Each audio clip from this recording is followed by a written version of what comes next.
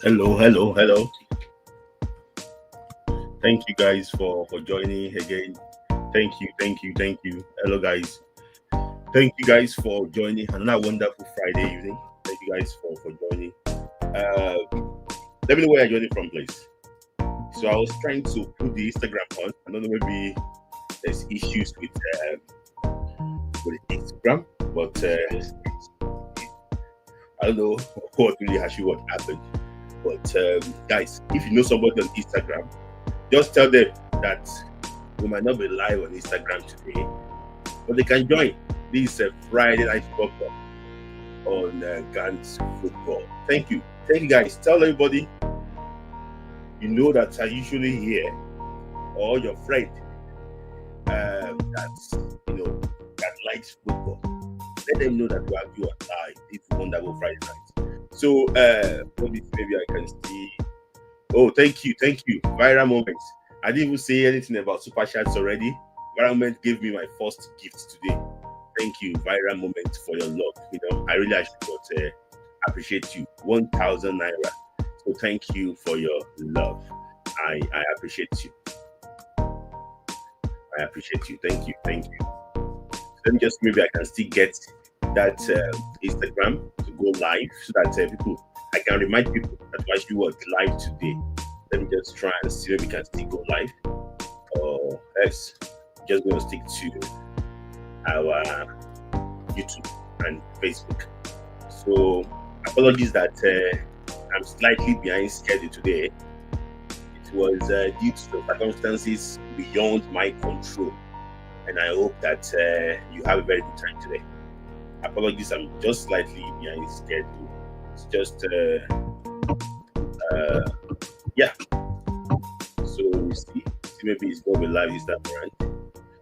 Let's see maybe it's gonna be live this time around. So thank you.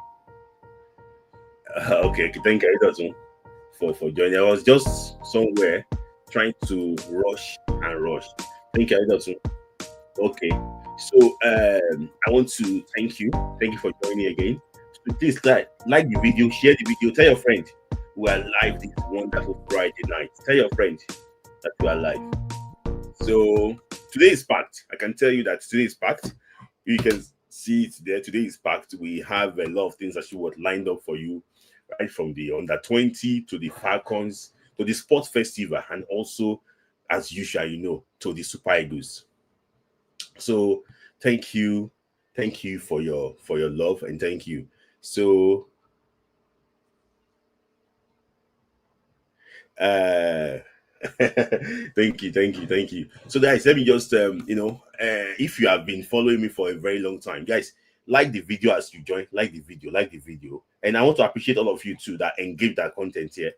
The last content on Wednesday, really good. I really actually want like that. A lot of people actually want you know contributed a lot of things there. So I really actually would appreciate everybody for your love. So guys, tell people that you actually watch live today. So I'm going to start. So there's this popular say, I normally like to start from the home front.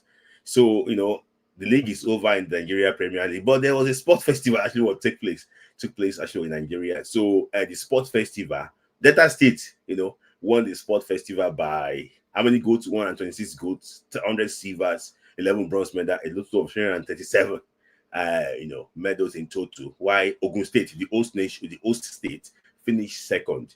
So in Oyo State, I don't think Oyo State finished seventh, 38 gold, 37 silver, 51 bronze, and 126 medals in total. So let's just try and check some states. Akwa Ibom, Austin Akwa Ibom finished 10th with 12 gold, 11 silver, 20 bronze, and 43 medals in total. Then if you have not checked, let me check my I have not seen my state too. Are we even ranked at all? Let me see my state. Uh, so I can see 21. Okay, 20. I don't know where there's gap between that 11. I don't know maybe there's other. I think we're gonna be ranked between 20 and 21 or so. So I can't see it now. I think we're gonna be ranked between 20 and something. So I don't think is that bad. Imo is so disappointing. So Zamfara State, only one bronze medal. Zamfara State, only one bronze medal, and also, you know, let me tell you something. It's not to be bad. There's some states that are sports states. The states you see here, Zamfara, Kebbi, Zamfara, Zamfara, Kebbi, Kogi, Sokoto, Adamawa, Taraba, Jigawa. You guys know those states. So that's why sometimes when our people go for scouting and they go to these states, I wonder, that is not where we get our talent from. That is not the place. We know where talents come from. But so that is that on a sport festival. I wish the gold medalists and everything, you know, good tournaments. Really impressed with what they did. And yeah, I was really actually impressed. So because academic, so that's that on the sport festival. So yeah, so let me just quickly move on. So if you except you are living under the rock, that we don't know that there is the Nigeria qualified for the under 20 World Cup that will take place in Chile. So and the draw is out. So Nigeria will not only be playing at the FIFA Under 20 World Cup, Nigeria will also be playing at the WAFU A and B tournament. So in WAFU A and B tournament, the draws came out today in Accra, Ghana. Group A, Ghana, Togo, Gambia, Liberia. Group B, Nigeria, Burkina Faso, Guinea, Niger, Mali. Group C, Senegal, Sierra Leone, Cote d'Ivoire, Benin Republic. These are actually what the groups, you know, in actually what that's actually what Nigeria plays in Group B. 5 teams actually what in Group B. So 2 teams will actually what advance directly. I think we go to the quarterfinals straight away here. So I think there's going to be 1, 2, 3, 4, 5, 6. There's going to be 8 teams. I think there's going to be best third place team to go into the quarterfinals. So semi-finals, then we go to the finals. So that's how it is. So Ali Zubeiru's team will be going, you know, he promised to change a lot of things in the team. They'll be playing again in Ghana. It's going to start in 2 weeks' time in Accra, Ghana. So it's going to be very interesting, I mean, because you have countries like Senegal, you have Nigeria, you have Gambia, you have Mali. Mali is in our group to tell you how difficult this tournament will actually would be. It's going to be very interesting. So, guys, you know, this summer, there's so many activities. You have the Club World Cup, you have this under 20 going on, you have the WAFU, you have the WAFCON going on, you have all tournaments. So, guys, just as you are traveling for your holidays, just take your phone, take your laptop or anything, enjoy this wonderful summer of football. So it's going to take place, and I'm going to be giving you updates on what is, actually what's going on in this tournament. I really like this tournament. I like it so much. I want WAFU A and B to be united, and I like it the way things are actually going. Thank you. So I'll just go and move on from these now. So there's also the FIFA Under 20 World Cup 2. It's going to be in Chile. So the draw came out too yesterday. So in Group A, Chile, New Zealand, Japan, Egypt. Group B, Korea Republic, Ukraine, Paraguay, Panama. Group C, Brazil, Mexico, Morocco, Spain. Group D, Italy, Australia, Cuba, Argentina. Group E, USA, New Caledonia, France, South Africa. Group F, Colombia, Saudi Arabia, Norway, and Nigeria. So for me, Nigeria is going to be in Group F. So Ali Zubeiru's men will play against Colombia, Saudi Arabia, Norway, and this thing. What are the chances? For me, I think Nigeria can go past Norway and Saudi Arabia. You know, I just think that Colombia will match Nigeria for strength. You might struggle against Colombia, but I think against Saudi Arabia, I mean, probably against Norway, we might probably have an edge against those 2 teams. But I just think that the team needs a lot of changes. You know, I have to be honest with you. And the coach understands that the team needs a lot of surgery. So what he's trying to do is that he wants to use this WAFU B to test some new players. But I would just advise him that he needs to look at some foreign-born players or foreign-based players to fortify this team. If not, it's going to be a very big disgrace for us in Colombia. So in Chile. I think that the coach should learn from the past. He should learn from his predecessor and try and look at some foreign-based players like players like Osugi, players like Afiz Ibrahim, players like what's it called again? Benjamin Fredericks, I think it's still eligible. So it can use those guys to participate in the World Cup. For me, I think when other teams are bringing their best players, we are now bringing some academy players. So I think we need to do better in that area. So it's going to start September 13 into October. So if you are in the UK or you are in Nigeria, you'll be watching the game in the middle of the night. I think their earliest kickoff starts around 11 p.m. UK time. So if you want night vigil, you have to, you will see that you have to be there, all the time, because the game is actually what it's gonna be live, around that time. So for me, if you know me very well, I like juvenile football. I like age grade football. I'll be there to actually watch those games by God grace. So thank you. Let me just thank my gifters too quickly. So thank you. Good evening. Thank you. Looking for thank you. Rare moments. And also Idolton too. Thank you, regular contributors too. Okay, thank you. I really appreciate you, Idolton. I know that you'll be joining towards the end of the program. I know that thank you, Idolton, for your love. I think you sent me a message. I don't know. I was just rushing.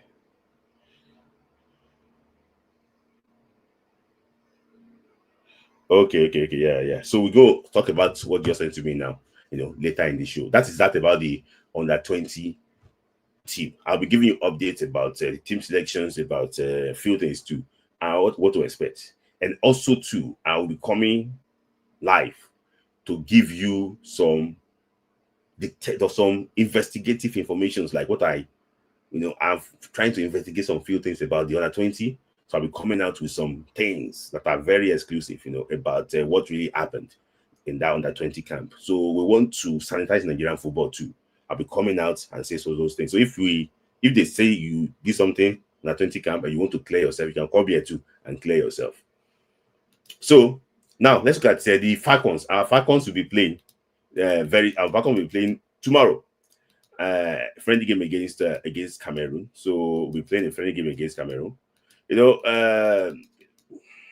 have not been playing, for a very long time. I have to be honest with you, but at least let us actually we have this friend against Cameroon. It's going to be 2 games against Cameroon. Cameroon did not qualify, unfortunately, for the next WAFU championship in Morocco. So we'll be playing them. They are a very strong team. They played at the last World Cup. So you expect I think they played at the last World Cup. Yeah. I think they played at the last World Cup. They didn't qualify for the last World Cup. They played at the 2019 World Cup. So they will be we'll be playing them 2 games, and we'll see how to test ourselves. So we'll play them in the Olympic qualifiers. We drew 0-0 in Ghana.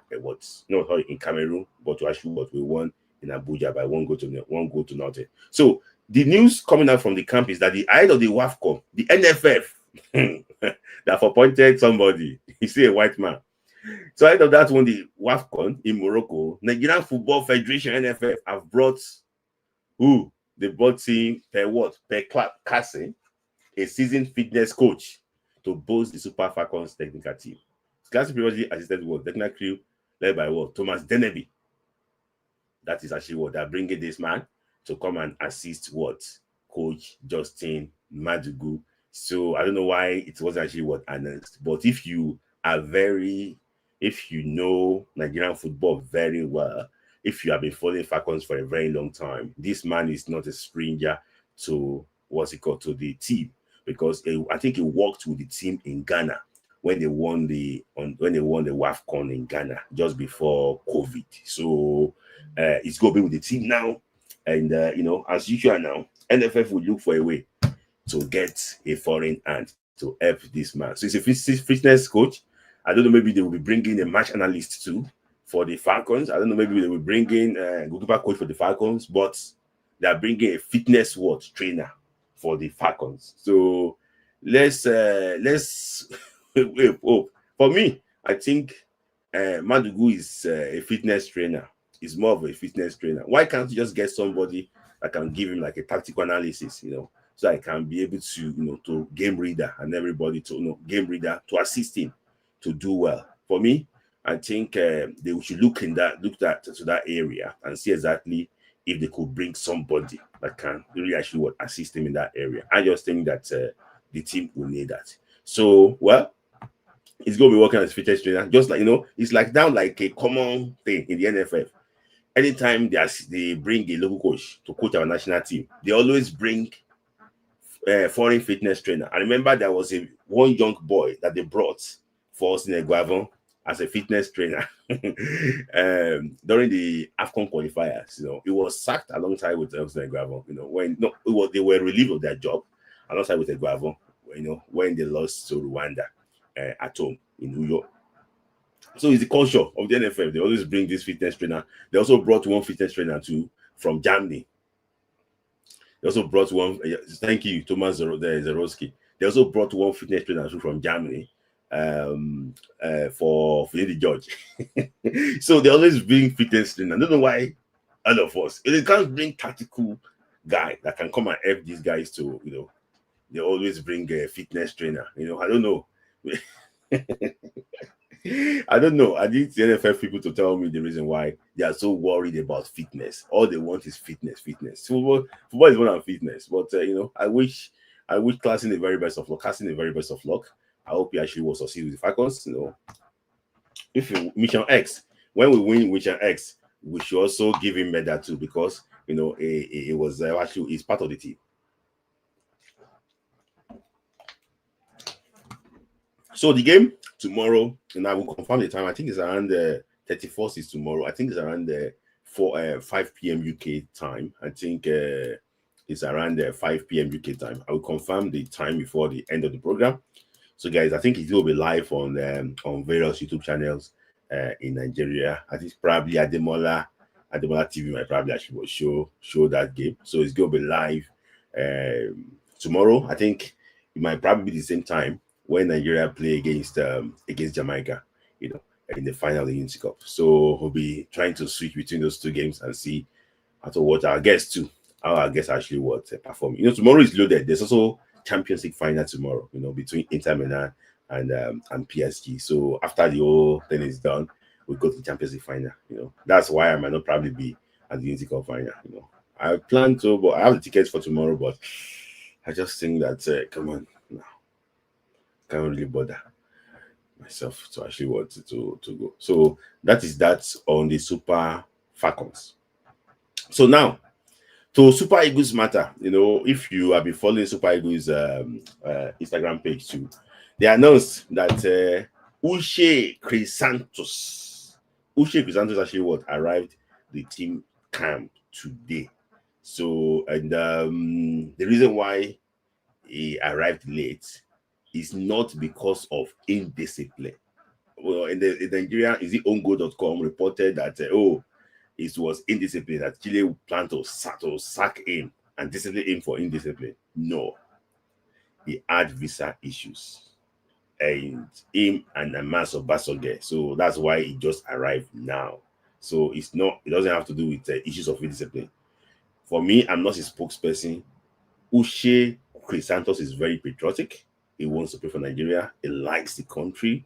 He wants to be part of this team. So I don't see any reason why people think that it's just, he doesn't want to play for Nigeria. So for me, I think he's very much part of this team. He arrived and he's really happy, with the energy of the team and everything. So he might not be on the pitch tomorrow, but he will be playing for Nigeria probably against Russia.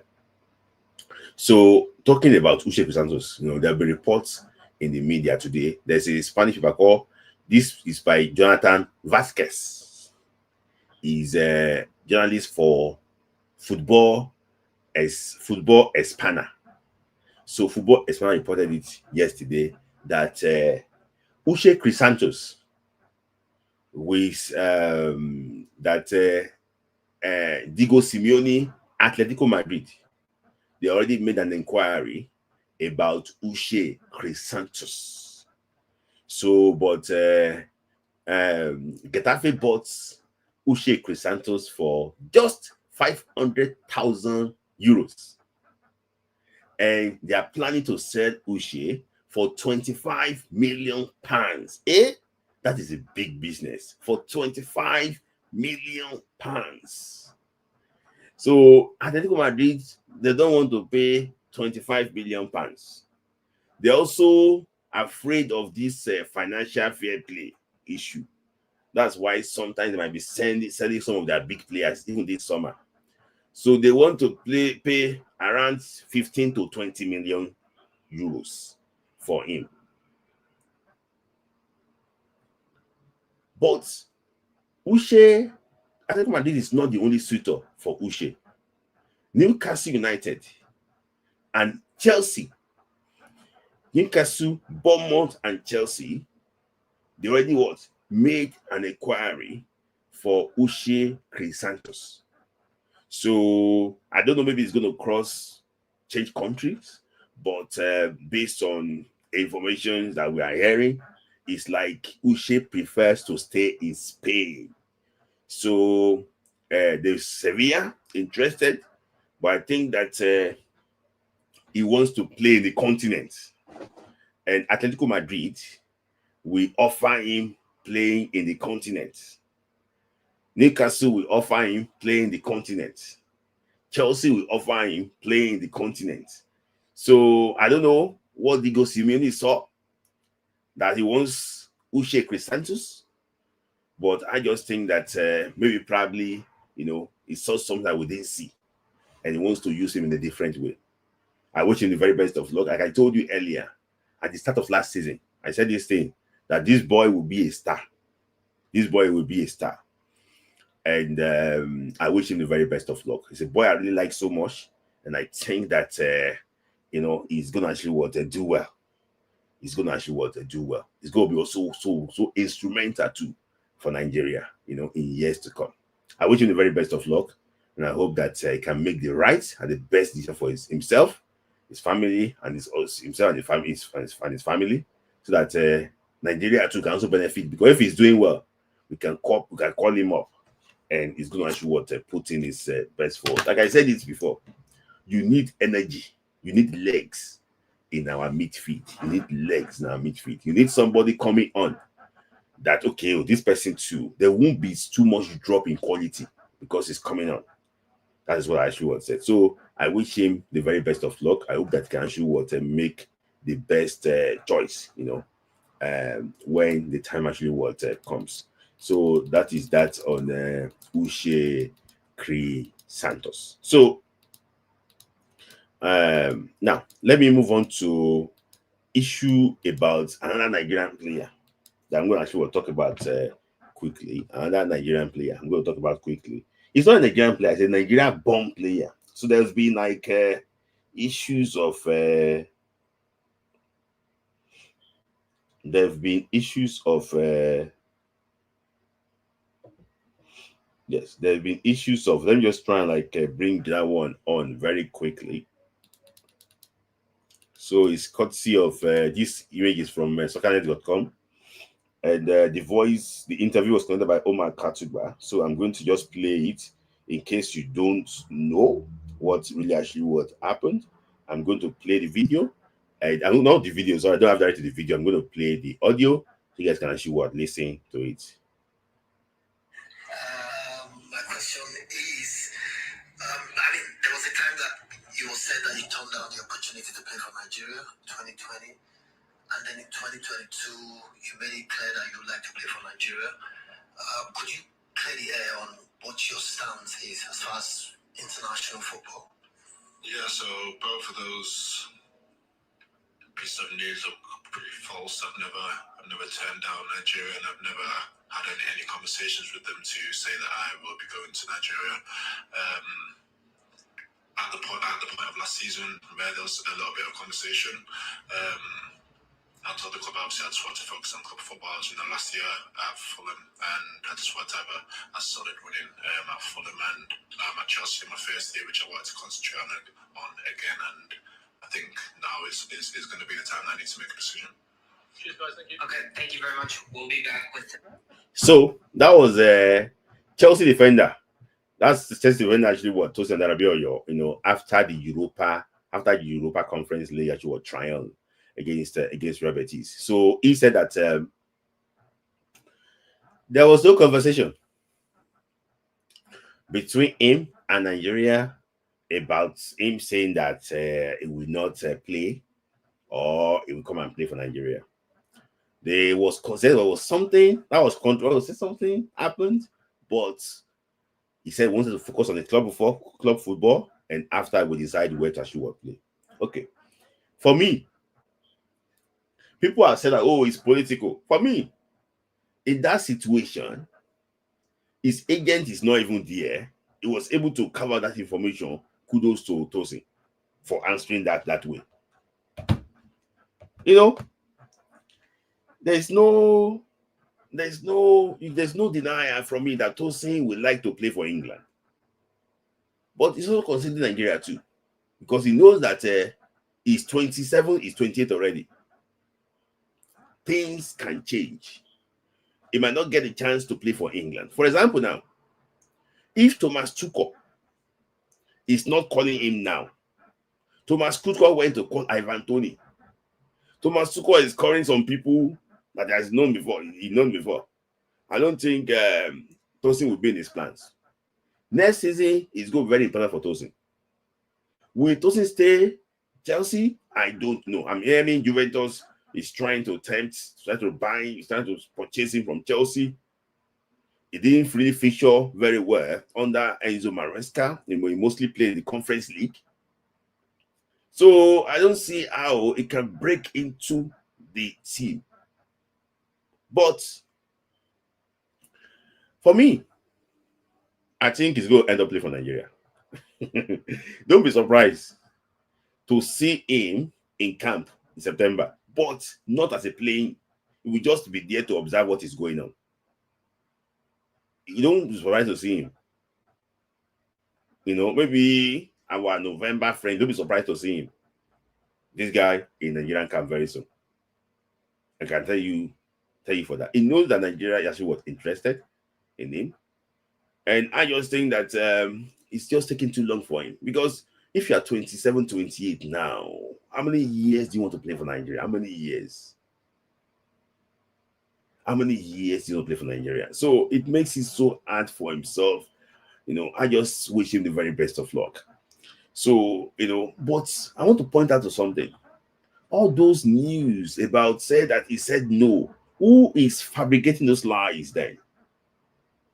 Because they said that Osimhen Eguavoen went to see him, and we saw Osimhen Eguavoen even in the stadium watching him play. Was it lies? Is he Tosin that is lying, or those that reported the news? We don't understand.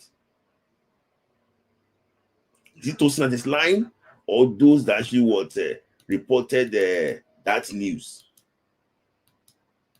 So for me, I just think that you should give him time to decide. He didn't grow up in Nigeria, so if he wants to play for Nigeria, he needs to be ready. It's not as if he wants to play for Nigeria and say, okay, maybe probably after the World Cup he's not playing again. So who is bringing those fake news?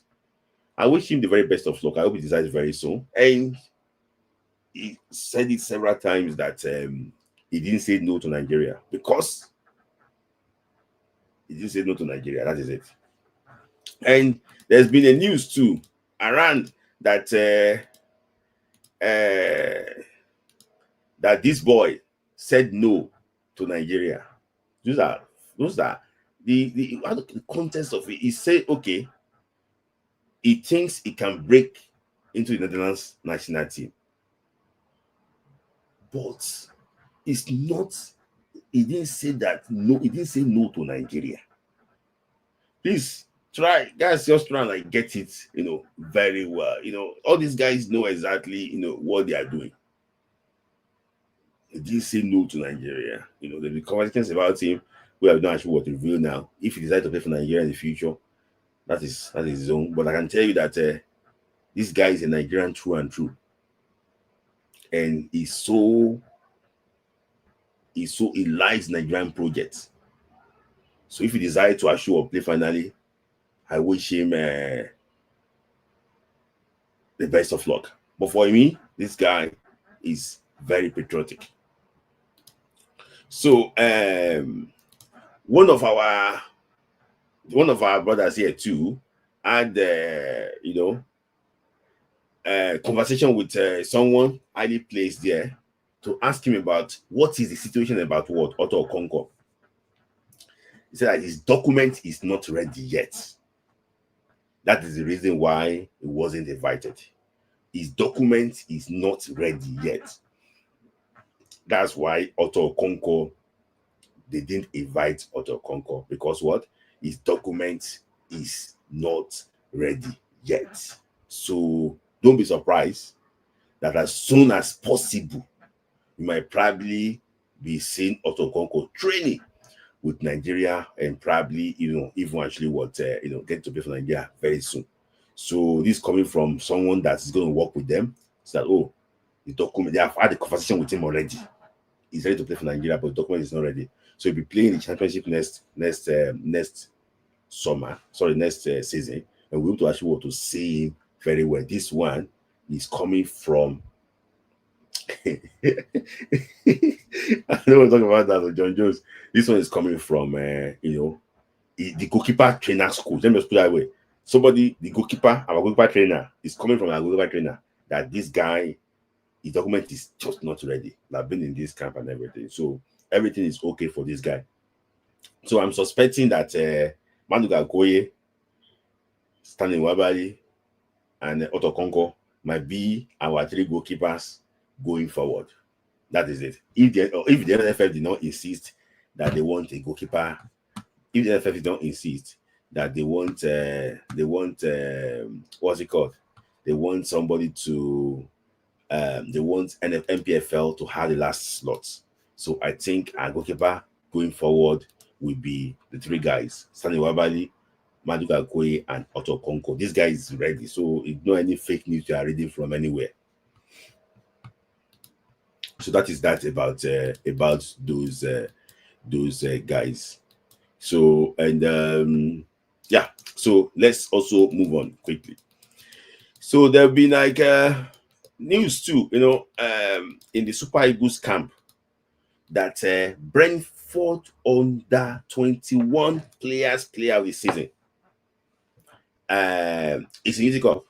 So some people that's why I normally say that some journalists are just I don't know, maybe they're gel.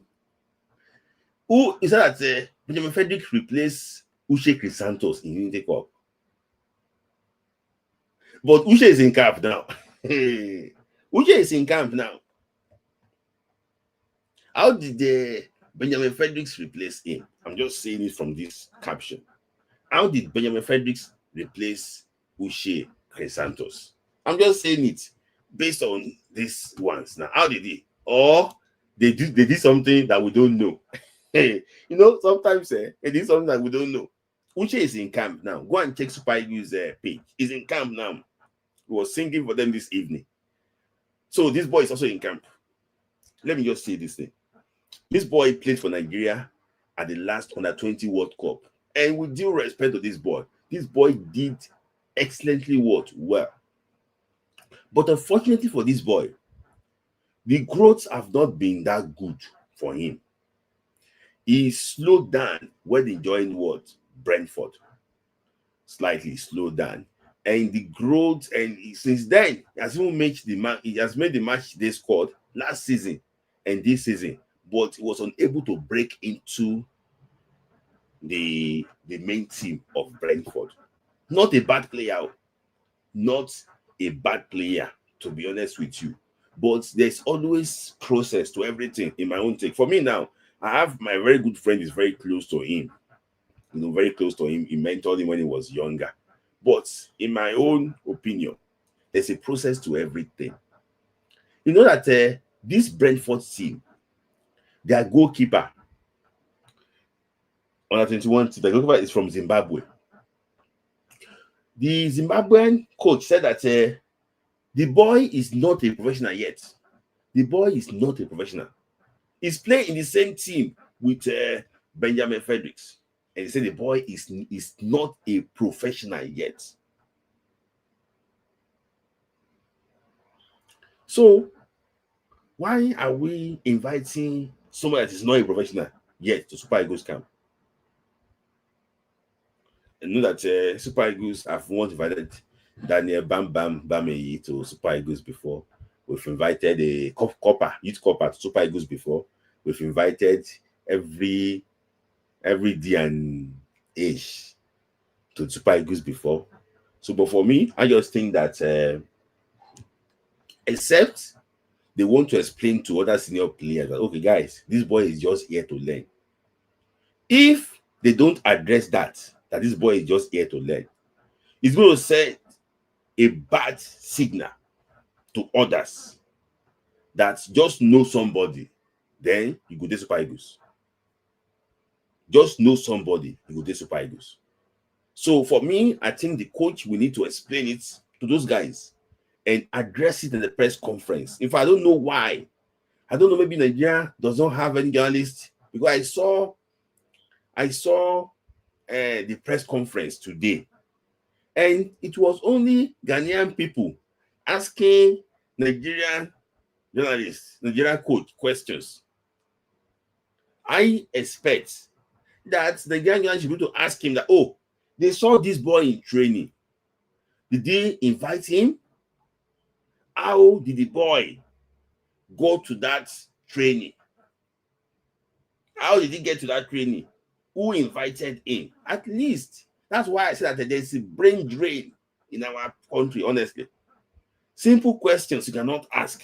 Just obvious, the obvious one. Just ask, why is this boy here? Did you invite him? Is he just here to understudy somebody? What is he here to do? Just simple questions. Just ask. Everybody just sleep and put their head in one place. Just ask questions. Because this national team now is not a property of anybody. Not a property of what? Of anybody. So please, let's just ask the right question. That is my take. I wish him the very best. I rate him so highly, but for me, I just think that he's not improving. I can tell you the reason why he's not improving. I watched a couple of his games for Brentford B. They play in a very lower cadre of English football. Despite playing at a very lower cadre of English football, I think he's not improving. And I think that he's sending a bad signal. So let me just take some quick comments quickly before. So I will not take your comment though. You have to put super chat there. So let me just take. So if I put one, that is fine. I'll take your comment. I just want thank you. Let me just take your comment quickly. So that the same way we invite 50-year-old Dominic Oaka of what times is Super Eagles 2022. Where is Dominic Oaka now? Thank you. Right at the moment. That is why I said Omar Katuba is different, but honest, if they ask better deep questions. Yeah, I agree with Omar Katuba is doing very well. Yes, best player of he won their players player of the under 21. Players player under 21, no. Players player of under 21.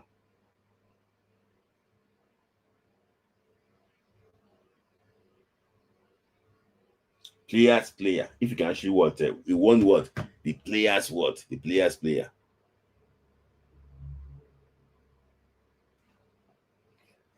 Mm-hmm. So that is that. So and you can also see there that Ahmed Musa actually what left the camp. Ahmed Musa left the camp to actually what attend to some family what issues. So no, it's not because he didn't start against Ghana. He left to attend to some family issues. So let's go family issues. So I don't want to say the family issues. Amo will tell you about the family issues that Ahmed Musa went to go and attend to. It's not mean that they will tell you the family issues that Ahmed Musa actually went to actually to attend to. So that is that on the Super Eagles camp. But I'm still gonna go to Super Eagles issue, later. Let me just address all the big parts of it. So Amo knows where Musa is, what Musa is doing. So Amo will help you, will address it to you. So are you so I work one day now you do Amo allegedly. I'm not allegedly. allegedly. So it's not in my place to say that, but maybe probably if you actually want to come and announce it that I'm having a new partner, I'll be able to address that one. Okay, that is actually what I'll be able to actually address that issue. But for now, Ahmed Musa is no longer in the Super Eagles camp. He needs to actually attend to some family issues, and we also wish him the very best of luck in whatever. If it's the emergency family issue, if it's enjoyment family issue, we wish him the very best of luck. Let him actually let him enjoy. Let him actually enjoy himself. So that is that on Ahmed Musa and also the Super Eagles camp. I will still go Super Eagles camp later, when we actually will talk more about this thing. So I just want to go on the World Cup qualifiers quickly, so I can give you enough time. So I don't know about ice cream, so I want to be able to give you enough time to actually come and also contribute to what we're actually saying here, to also to contribute to what we are actually saying here, because so I don't know. Okay, it's off. As in, can you see that? Maybe I don't know. Environment is saying that Super Falcons game tomorrow is off. Falcons game tomorrow is off. Connect to God. Thank you. Connect to God. Thank you. So Falcons game tomorrow is off. Falcons game tomorrow is what? Is off. Oh my days. I don't know how they're gonna come out from that. Falcons game tomorrow is off again. I don't know what is happening in that area, in that regard. I don't know. I will try and confirm before the end of the show. I will confirm that before the end of the show, and we see exactly why do you think they cannot cancel that game like that. Because I don't think the Cameroonians actually arrived. That is this thing. So I don't think they actually arrived. I don't think the Cameroonians actually arrived. That is my issue. So that is that. To show up. Okay, that is that. Maybe probably they were not motivated with but it's gonna be so sad though. How will you bring those girls from from America, from everywhere, and you see that there's no come on, that's gonna be bad though. That's gonna be bad. Like that's gonna be bad though. I will try and confirm that. I will try and actually confirm that. That's gonna be bad though. If that's gonna be bad. That's gonna be very bad. I don't know. You guys will be so disappointed. So yeah, let me just talk about this. Okay, this Gogo, my very good friend, said that the 2nd of June. So my friend said that this Gogo said that the 2nd of June game will still be played. Okay, let's hope.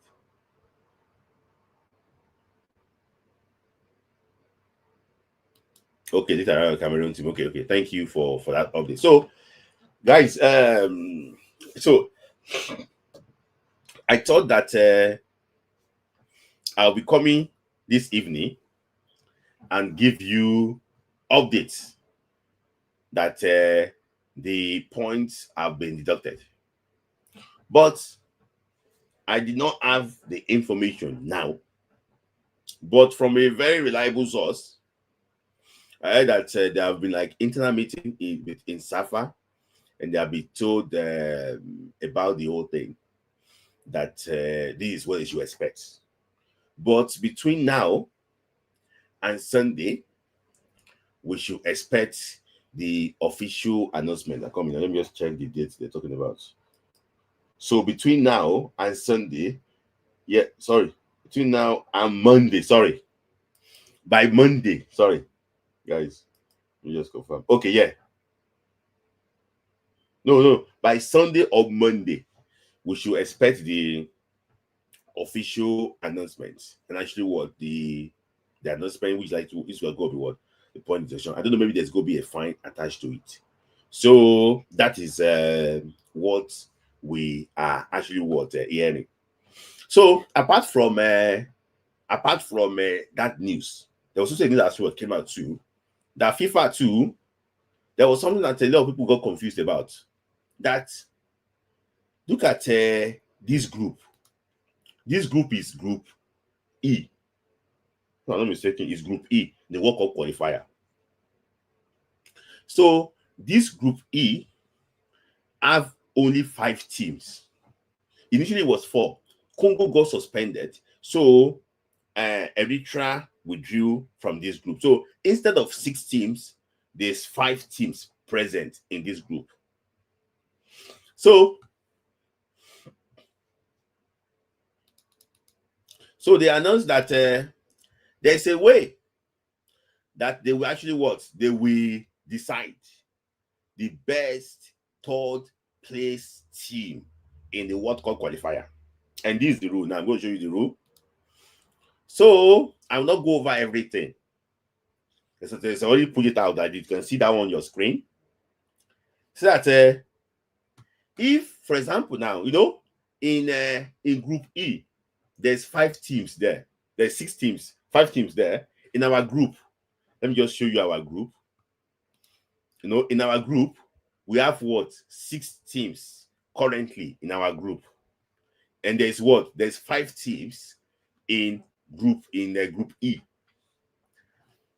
This is that after the 2nd place team have been decided, what they will now do is this. What they will do is this. They will delete the last, for example, now look at this one now. The Team I now, they will delete the results of Team I from the 2nd place team. They will now compare the results with Team B. That's what they will do. So, for example, now, this is the instruction now that they did. So that once it is done, I have the calculations for Group F. So it's that where is the other one? So that so you say so that as a minimum number of matches played by teams in Group A, 3 matches. For the sake of equal comparison, is that we need to reduce the number of matches played by teams in Group B to 3 matches. As such that the matches between 2nd place team in Group B, that's like Team F, and the bottom place team in Group B, that's Team I, will be considered null and void.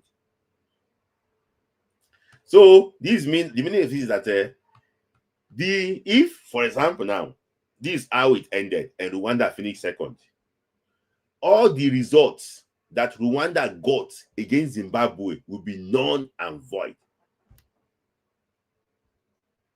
All the results that Rwanda got against Zimbabwe will be null and void. So there's still a lot of things to actually work. So when you see, look at this part now. This is the correct calculation of of the best place team to 2nd best place team. So all these teams you see 15, 12, 12, 12, this thing. For example, now for a team like Gabon, they will remove 6 points from Gabon. So Gabon will have 9 points because Gabon have played the whipping team in their group twice. They will lose They will lose 9 points. They will lose 6 points. So Gabon will be having 9 points here. So it's very complex. That's why I say that this World Cup qualification is far from over. So now, how will that one actually affect Nigeria is this. For example, now, if the gap between Nigeria and Rwanda is just 1 point. If Nigeria finished 2nd here, Instead for Nigeria to have 7 points, Nigeria will have 5 points because we got 2 points against Zimbabwe. So, if Nigeria will not even top the group in the World Cup qualifier, Nigeria will need to beat South Africa because that 3 points against South Africa will help Nigeria in the best third, second place teams because South Africa is ahead of Nigeria. So you need to get points against team ahead of you. We also pray that Rwanda does not finish last because if Rwanda go and finish last, they win against Rwanda, they will take it away too. So that is it. So we must. So the calculation is, and I'm happy. I'm happy. Why I'm happy is because why I'm happy for Nigeria is because all of them had a meeting and they know that, okay, oh, this is what is required.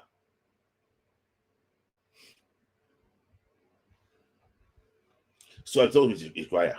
So Nigeria need to beat Africa if to finish what? Second. I'm not talking about the 3-point deduction now. Even to finish second, to be thought of the third best place teams, the second best place team in groups, you must get results. In fact, Nigeria must beat South Africa and Benin Republic because I don't see South Africa, Benin. You see that game against Benin Republic, those 3 games, South Africa, Rwanda, Benin Republic, is a must win for Nigeria because we are playing against team ahead of us, like the team that will not finish last. So because you play against a team that will not finish last, that is going to be very big for you. So it's still a long way to go. It's still a long way to go. Let me just give an example. Another example is the third place team is this. Oh, sorry, one sec. This thing. For example, now a team like Comoros now, they have played the whipping team twice. They will have 6 points, just one ahead of Nigeria. So when people say that, oh, Nigeria is even far off from second best place team, I don't think so. There's still a lot of things to play for. That's the reason why I don't want us to give up on this World Cup qualifier. Beat the teams in front of you, and I think that if you beat the teams in front of you, and I think that Nigeria will actually we qualify. So there's still a lot of things. So I hope that I promise that as soon as on Sunday, by Sunday or Monday, there will be that point deduction. As soon as it comes out, I will come here and analyze this thing for you. Very comprehensive analysis, so that you guys can be able to actually know. So guys, like the video. If you have not liked the video, please like the video. I only have 32 likes when I have like 140 people watching. Come in, like the video, guys. Like the video. So that is that on the Super Eagle Smarter. So there's still a lot of things to actually to play for, and I'm happy that we know exactly that we know what to do. So let me just try and like tell you what Victor Osimhen actually said, so that I can just tell you quickly. So let me just play what they say he said. I met you people. I was part of the startup. Sorry. So I knew what the guy was. So let me just sorry guys. Sorry, I want to just try and get some more information about. He said South Africa in Yoruba, you get. So if the players have that kind of mindset, they can do anything. No disrespect to South Africa, right? If our team play at their optimum, there's no team in that group that stands the Eagles. Considering the plethora of players we have there, the talent we've got, the quality we have in our team, the names, we know names don't play football now, right? So that was the meeting they had after the game against Zimbabwe. All of them brought out their calculation, but can they still qualify? And they reassured themselves. That's why you saw the tweet by Ola saying that, oh, we go this World Cup, because they just realized that, okay, guys, see, they said Operation 19 points. Operation 19 points. If they can get that 19 points, they will qualify for the Mundial. No matter the result against Africa. If they can get that 19 points, forget about that, they will qualify. So I have this question from Charles. Charles said that, Smith, can we really top this group? Yes. Yes. I said it. If you have followed me at the start of this year, I said this thing and people did not pay attention. I said Nigeria will not win the 6 games. I said this. Nigeria will not win the 6 games. This Super Eagles I see will not win the 6 games. The game against Rwanda is like, oh, we want to win, we want to win. We will not win against Zimbabwe. I said it. I said that there's going to be a draw between, there's going to be point lost between Zimbabwe, is that game against Zimbabwe or the game against Lesotho. So I know, but I think that this team will have 19 points. So we'll come back here by God's grace to discuss, that we really got that 19 points. So I just think that you will see players with a new club, players in form, you will see new players coming in, you will see different energy from this team. And don't worry, things will actually cheap for the Nigerian Super Eagles. That's for sure my take on that. So that is that on the point. So I promise you too, as soon as the NFF, break, not the NFF, sorry, as soon as the FIFA, I feel already officially, I can tell you that the point is gone. But I don't want to say it here that I will not preempt anything. The point is gone. I can tell you the point is gone. Let's just know the point is gone. So if the point is gone, you can calculate exactly how the point looks like here. It's going to be 10, 9, 8, 8, 7, 6, 8, 8, 7, 4. So the point is actually what is gone. So I just think that Nigeria will never do something very easy. It will do something in a very tough and very difficult way. So that is that on the World Cup qualification issue. So let me just move on. So part of Unity Cup. So let's just talk about Unity Cup quickly. So tomorrow, Nigeria will face Jamaica. At least that game we hold. Nigeria will face Jamaica tomorrow in the final. No, if you don't, come and give me money, AB. Come and give me money. Come and give me the money. Come and give me money. You don't the touch point. Come and give me money. Except you go and do. So sometimes I don't want to mention one electoral commission somewhere in one country that somebody will win, and you will now go to the back and see that this person is the winner. I don't know about that, but I can tell you that based on what these guys have not disappointed before. This for example, now I heard about this playing of illegible player just before the match against Lesotho. I don't know how South Africa did not know. I heard about the news of playing a player not eligible. I don't know why South Africa did not know about that. And they still played that player. Hey, and that guy was the guy, soccer something, that's South Africa. He reported that they will make a great mistake tomorrow by fielding Mokoena. I don't know how they did not know. The same person is coming out and say that the point has gone. I don't know how they made that mistake. I don't know. I don't know. If I'm told, I don't know.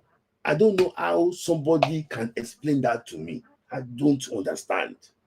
If something is in the media now that you make mistake, for example, now, the Rwandan captain got a yellow card against Nigeria. Because he got yellow card in one other game against Africa, the boy did not play against what? The boy did not play against. He didn't play against Lesotho in their home game. That's African. That's Rwanda captain. He did not play against Lesotho. I'm just saying that this thing.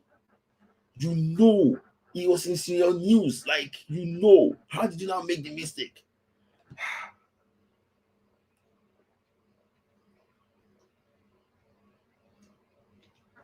Now, village people. So, I have another question from my gifter too. So that Charles said that which team, apart from us, can give South Africa a run for their money?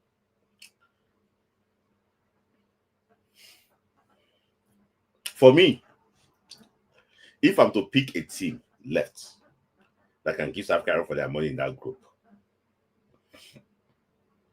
I think it's Rwanda at home. Rwanda at home. I think Rwanda at home. Zimbabwe, if Zimbabwe play to their potential, a lot of people don't know that Zimbabwe they have like the best midfield in that group. They have the energy, they have the mobility and everything. So the Rwanda at home, Zimbabwe away. That is it. Rwanda at home, Zimbabwe away. Those two teams. So I'm hearing that Lesotho will play Botswana, and I'm hearing that Zimbabwe will play in this thing. So guys, but the Republic too, they have opened their stadium. So late. They have opened their stadium, so they'll be playing in Cotonou now. They have opened their stadium. Too late. So that is that. So I will answer the question. I think Rwanda at home, Zimbabwe away from home. Zimbabwe in Uganda, in Rwanda. So the game has been postponed officially, guys.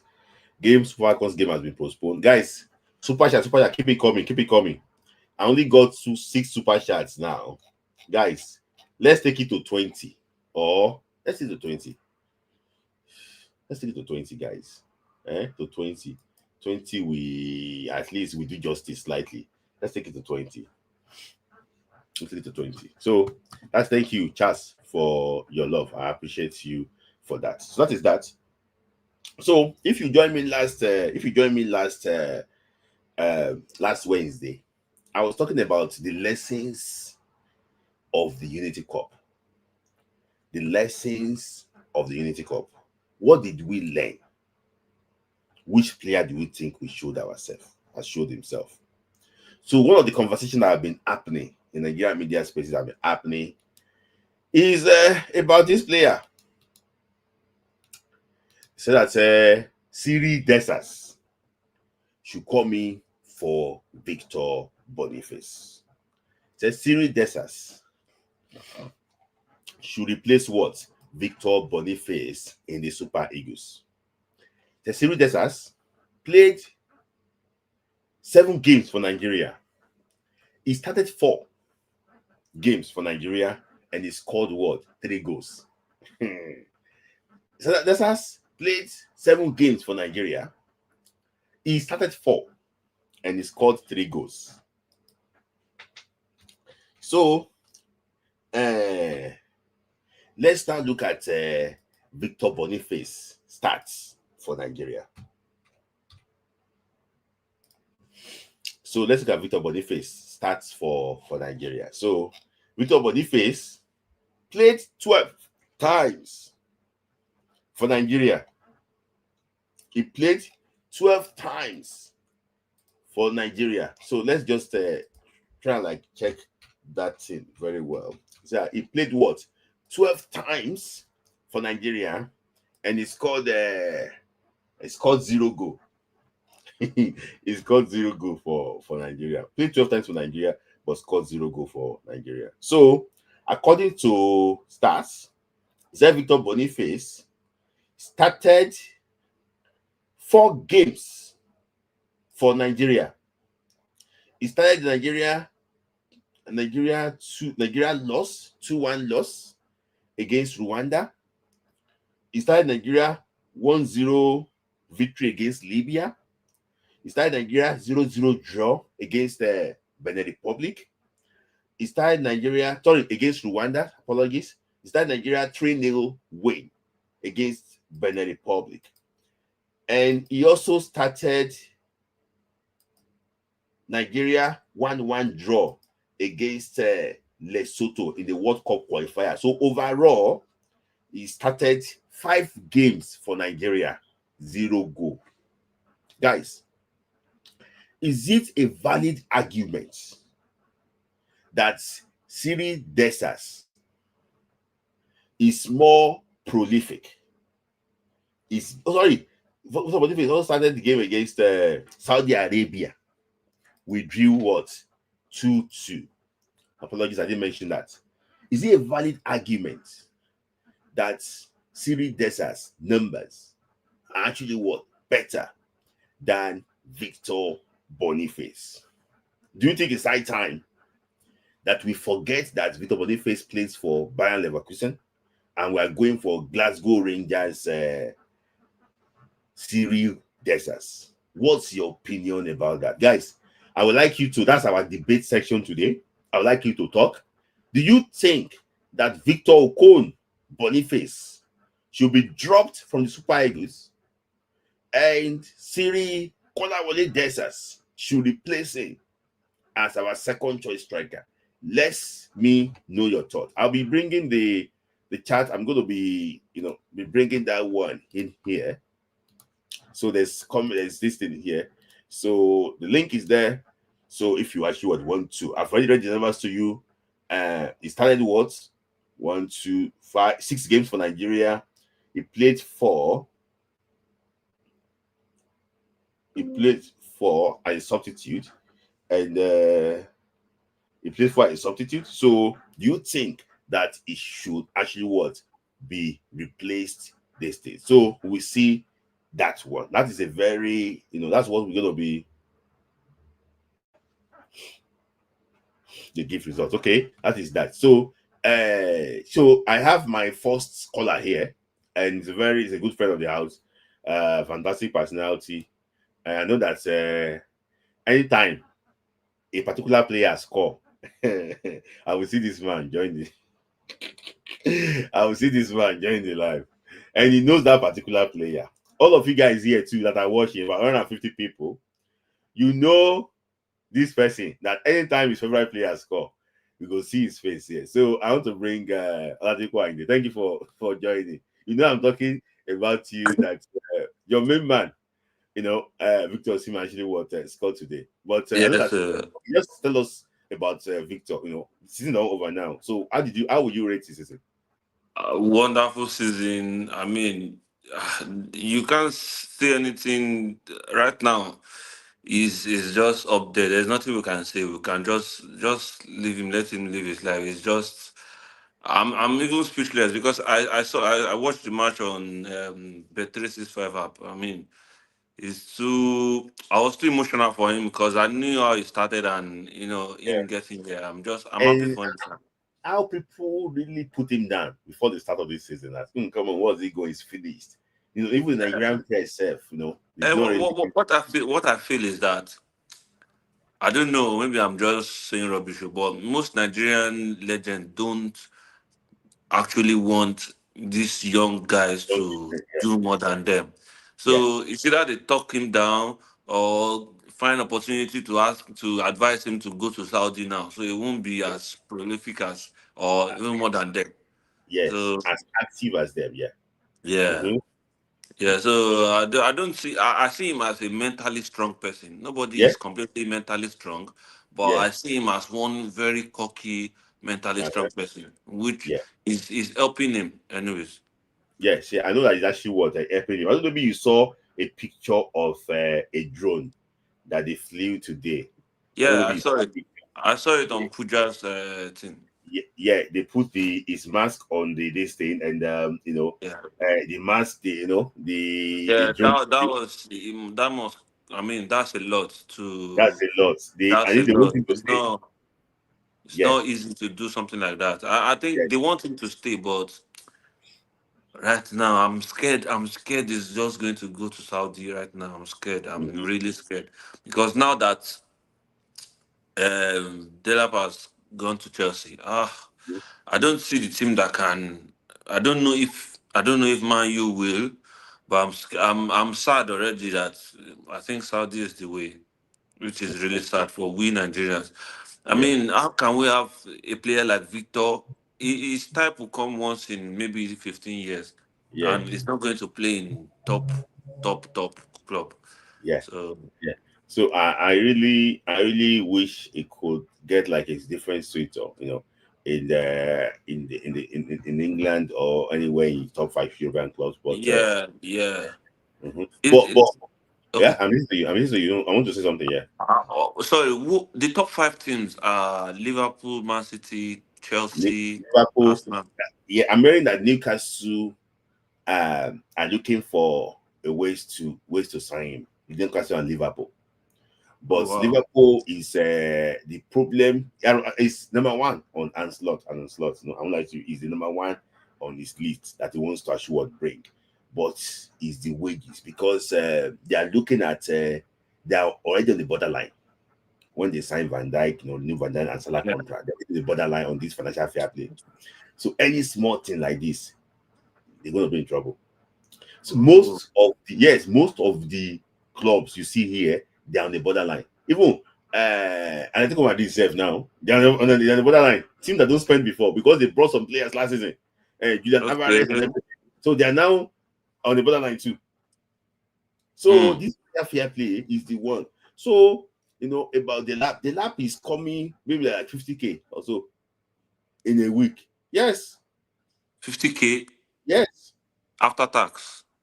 No, see around 50K, maybe 50K net in a week. Ah. Oh, So it's not coming like a star. That's what they are telling them. But Maresca also wanted, I think wanted to show sign Victor Osimhen. But the problem is just that is the wage. Let me tell you something. Some people don't know that when you are used to a particular lifestyle, when you are see, Victor already tasted the money. He already tasted the money. So yeah. See, do you know how many people who are from Lagos are there today? I yes, mean, respectfully, some new media guys that are there, he will be the one to, sponsor their movements there. who will Some buy blog tickets for very dark man? Who will buy is tickets for the very one dark now. man? Is the Or one maybe now. it's charity money. I don't know. That's Is the charity one now. Is the one that is singing too. That one too is there. money. That only blogger too. That one too is there. Uh-huh. All those ones they are poking. They Even don't associate some with. super agents are there. Everything first class. Yes, and he would do many. It's either if he doesn't pay for tickets, he will either pay for their hotel. He will do No, something. now you go do everything. See all those people when you see here. One person flew from America. The person you're talking about, blogger. And now that's the Uh-huh. only blogger now. He won't test his passport. Say don't. Uh, He won't test his passport outside this thing. So his life is too expensive, and yes, nobody wants to reduce their income for nobody wants to reduce their this thing. I just feel if they give Victor 200, okay, Victor will take it net.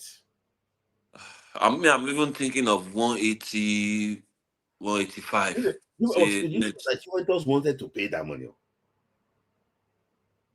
But I don't know why he wants someone to go to Juventus. I guess And don't want to go to Italy again. Italy. No, you don't know the deal is that Juventus want to they want to pay that is whatever, but they say there's a clause for Italian teams. Mm-hmm. Italian teams price is higher than the Yes, normal price. yes, that's why the 100 million. Yeah, so they know what they are doing because they don't want him to play against them. Mm-hmm. So that's why they set it like that. So it's And sad. even Juventus now, they I'm here and I don't think we know this thing very well. I don't want to talk too much online, but you can call them to how do you call? Your people now, some Uh, in uh, Italy. Say, don't try, don't go to that place. So see, say, you won't go play for that club, Abby. So you go play against us, Abby. Don't do that. I don't think we know what I'm talking, what I'm talking about now. So I don't want to say that one too much. They are so common with his club very well because they're always in the fans, shouting. no wonder Chukwu is not performing. Yes. So No. That's why it's not performing. That one is not. no, that is not the Uh, problem. I thought it's his uncle, so you know everything. I thought so. Just before we go to our debate for today, I want to talk about Victor Osimhen. When I saw that the old Gatatare clapping for him when he was subject, clapping for him, they flew a drone, like they did everything for him. is a king in Turkey, but they don't know. Maybe to say bye-bye to him. The way they say bye-bye to Muslera is the way they say bye-bye to the Martins, the Martins. Is it Martins? That's Martins. Martins, yeah. So they don't know what to say to him. Is it see you later or bye-bye? They don't know. But if I want to ask you a question, if Galatasaray said that that money, that 12 million euro net, you go pay him, but stay with us, we go pay that money, and you can't see the same money again in Saudi, and you see the same money in the Premier League, where will you advise him to go before we go to this? Well, I think my kind of person, even though I don't really rate Turkish league, but we know Galatasaray they play in the European competition week every season, so that will be an avenue for us to see Osimhen. But I would like to say this: please go to where you'll be respected and loved. If Gala is a place where they go to love him, I will advise the young man to please stay in Gala. You talk about Mustera and Drive Martins. They are on the other side. They've given all their best. And Victor is still young. And his first season, he gave the fans joy. And they believe he still has a lot to offer. I know everybody wants to go to England and so like that. But in England, they love you when it's sweet. When it's a little bit bitter, English, thank God you both guys stay in the UK. English fans, they even do it to their own. They did it to David Beckham, their best player ever. They did it to him. So I'll just say this: if Gala is where they love him, and it's still Europe, and we play Champions League, we play Europa League, if they are ready to cover the money, and mind you, in Turkey, sometimes they give some players tax cut or no tax free. If the young man, if it was my younger brother, I advise the young man, it's still the same money. Please stay in Turkey. Okay, stay in Turkey. Yes. That's me. That's my advice for you. Follow question to you. There's really a report that Ad Ila wanted to get Bruno Fernandes for the Club World Cup. They want to give Man U £100 million cash, and Bruno will be on $45 million pounds per year. That's Yes, me. yeah. So that money, they want to invest, and Victor Osimhen, Victor Osimhen is part of their plans. Despite the performance of Man United, the epileptic performance of Man United this season, horrible performance, and they are now like having stock. Do you think Victor Osimhen should be part of their rebuild process? No. It shouldn't go through. See, he should play in Europe. He should play in Europe. When I say Europe, I mean he should play continental football. He should play European competitions, not just FA, Carling Cup or Premier League. No. That's the problem with my team now. We are not playing anything apart from Italian Cup. But So okay. So see, when you play in Europe, you tend to advertise yourself more to other big clubs. Imagine Osimhen playing against all the bigger clubs in Europe, and his scores. Do you think his market value will still be high, and they will come for him? Yeah. They will break it back for him compared to him just playing only in England, playing FA Cup, Carling Cup, and only the Premiership. So I want for him to play European competitions. That's just it. That's my advice for him. But for my brother, but the money to Galatasaray is to cover the money. I know that Saudi offer can be so tempting that if was my brother say, go and collect that money, we are out of poverty for life, our generation. But for football reasons and for record, I want for him to go play in Galatasaray, where he's well loved and respected. That's just it. That of Victor Osimhen is smart actually. So now, the debate today is it's just about Victor Boniface and Siri Desas. So a lot of people have been saying that numbers matters. We know that my very good priority have been coming here to defend Victor Boniface. I don't think I can show that any longer. And I'm hearing that tomorrow, 31st, Pella will be going live on TikTok to play game with Victor Boniface. No, I'm just saying. I'm just. It's when I posted it on this thing, say I'm going to be playing game with live on TikTok. I'm just that's his private thing. But let me start with you, Oladipo. Victor Boniface and Simi Desas. Football is. I know Yeah, football is about efficiency. yeah. See, Boniface, 100%. I think he's a very, very fine player. Yeah. And what I can see is that, do you remember when Torres came to Chelsea? Mm-hmm. Torres is one stylish, fine player like that. Mm-hmm. That time, I remember in my hood in Egbeda, around the Dimo, they used to call Chelsea Cameroon because the way we used to play physical football. But when Mm-hmm. Torres came, he struggled. Yes. So he had to fit in before he starts banging in those goals.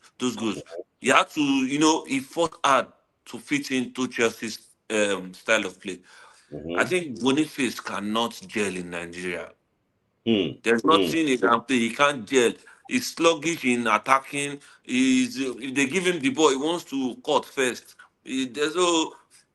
He, see, for instance, now Nigeria is leading 1-0. We want to score more goals. Our striker is maybe injured or tired. We need another striker.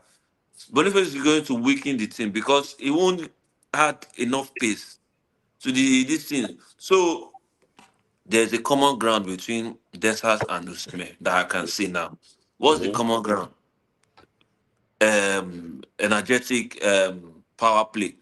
The Mm-hmm. way Osimhen plays is almost the same way Desas play. I'm not talking Mm-hmm. about goal sense or anything, but I'm talking about that force it brings into the game. It doesn't need to score or this. Just give your 100%. If Desas is giving his 100% for Nigeria in a proper African Nations Cup or World Cup, he doesn't need to score. It will trouble the defense. The defense will not have chance to come out. But Boniface is one sluggish player. I just want them to give him one ball and cut player, and put his pants that he has cut. I don't. Nobody fancies all those rubbish. Mm-hmm. To me, Desas is our number two. Then maybe he can be number three or Arokodare, but Desas is our number two right now. Yeah. And let me just take some quick comment before I go to Ayotu. You say, oh, good, God bless you, Daddy. It's a natural noise. People have become commenting. It's a very good analysis. They agree with you based on what you actually was saying about Victor Boniface. So Ayotu, this say that, oh, it went on Instagram one time, say, oh, make a new verse now. I go score. But it's not even showing the signs that it's going to score. He played against Autome. Yeah.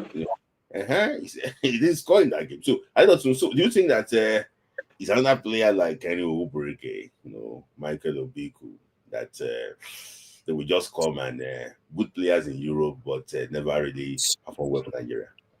Oh, thank you for asking that question. I will not compare him with the legends, legend Richard Obokiri and Michael Biko. Mm-hmm. Those ones they took the football serious. They tried, they did all their best you know, to even score. Even though it did happen, they had like of the Gangi Yakini, God Mm-hmm. bless you to compete to it. But this young man you're talking about, I've always been his lover. I've always loved him, but I'm sorry I have to drop my love for him because like the guy is contented with where he is. He is not ready to, he's not ready to play that James. You know, when look at Osimhen. Osimhen too used to be a social media warrior. But all of a sudden, he stopped being social media warrior. He focused on his game. Look at where he is now. But this young man is not ready to do that. He's not Mm-hmm. ready to do that. That means, to me, I feel he's contented where he is now. Then we can see now that now we should be able to just oppose the foreign born and the homegrown. Foreign Yes. born, keep striving for more, Mm-hmm. keep Yes. striving for more. Mm-hmm. But we are like, me where they take at me, I'm saying when they was born, and they go peep because I don't get that naira. Mm-hmm. Now, let me call they play the same competition now. I get to know them, you know. But which I Mm-hmm. also for I'm okay, Yes. Jare. I'm just interpreting what I see about Boniface. Yes. Because now, if I was Boniface, I would have get crashed this Unity Cup. That coach, please invite me to this competition. I want to give my best to this competition. Yeah. No, no. When his mates are doing Unity Cup, he's doing TikTok stream with Bella. Then That's I'm the saying most. that give me the opportunity. Let me use this Unity Cup to try and break the cheese. We might Mm-hmm. say Jamaica is not a good team per se. Mm-hmm. Let me any competition, any friendlies. Even Mm-hmm. if you are going to play Eritrea, give Mm-hmm. me the chance. Let me come, let me break these G's. Because I believe Mm-hmm. that we can score against. See, I don't like to compare people. We can see the difference between Boniface and Awodiyi. Mm-hmm. Awodiyi is still striving that, let me make my mark in the national team, in the country that gave me my breakthrough under 17. Let Mm-hmm. me make my mark in the national team. He's still striving. He's Mm-hmm. doing everything to score. Even even if he doesn't play well, you won't see him on social media talking, just keep to himself. But Mm-hmm. this young man, we see go on social media and like, see, I think this young man should check the people around him. I think he needs people that can call it, that can tell him to his face that you are not doing the right thing. But Yes. no, the way we are in Nigeria, when we have money, we tend to bring people You that are we the, know you are that, the breadwinner. yes, now, we tend to bring people that we can control.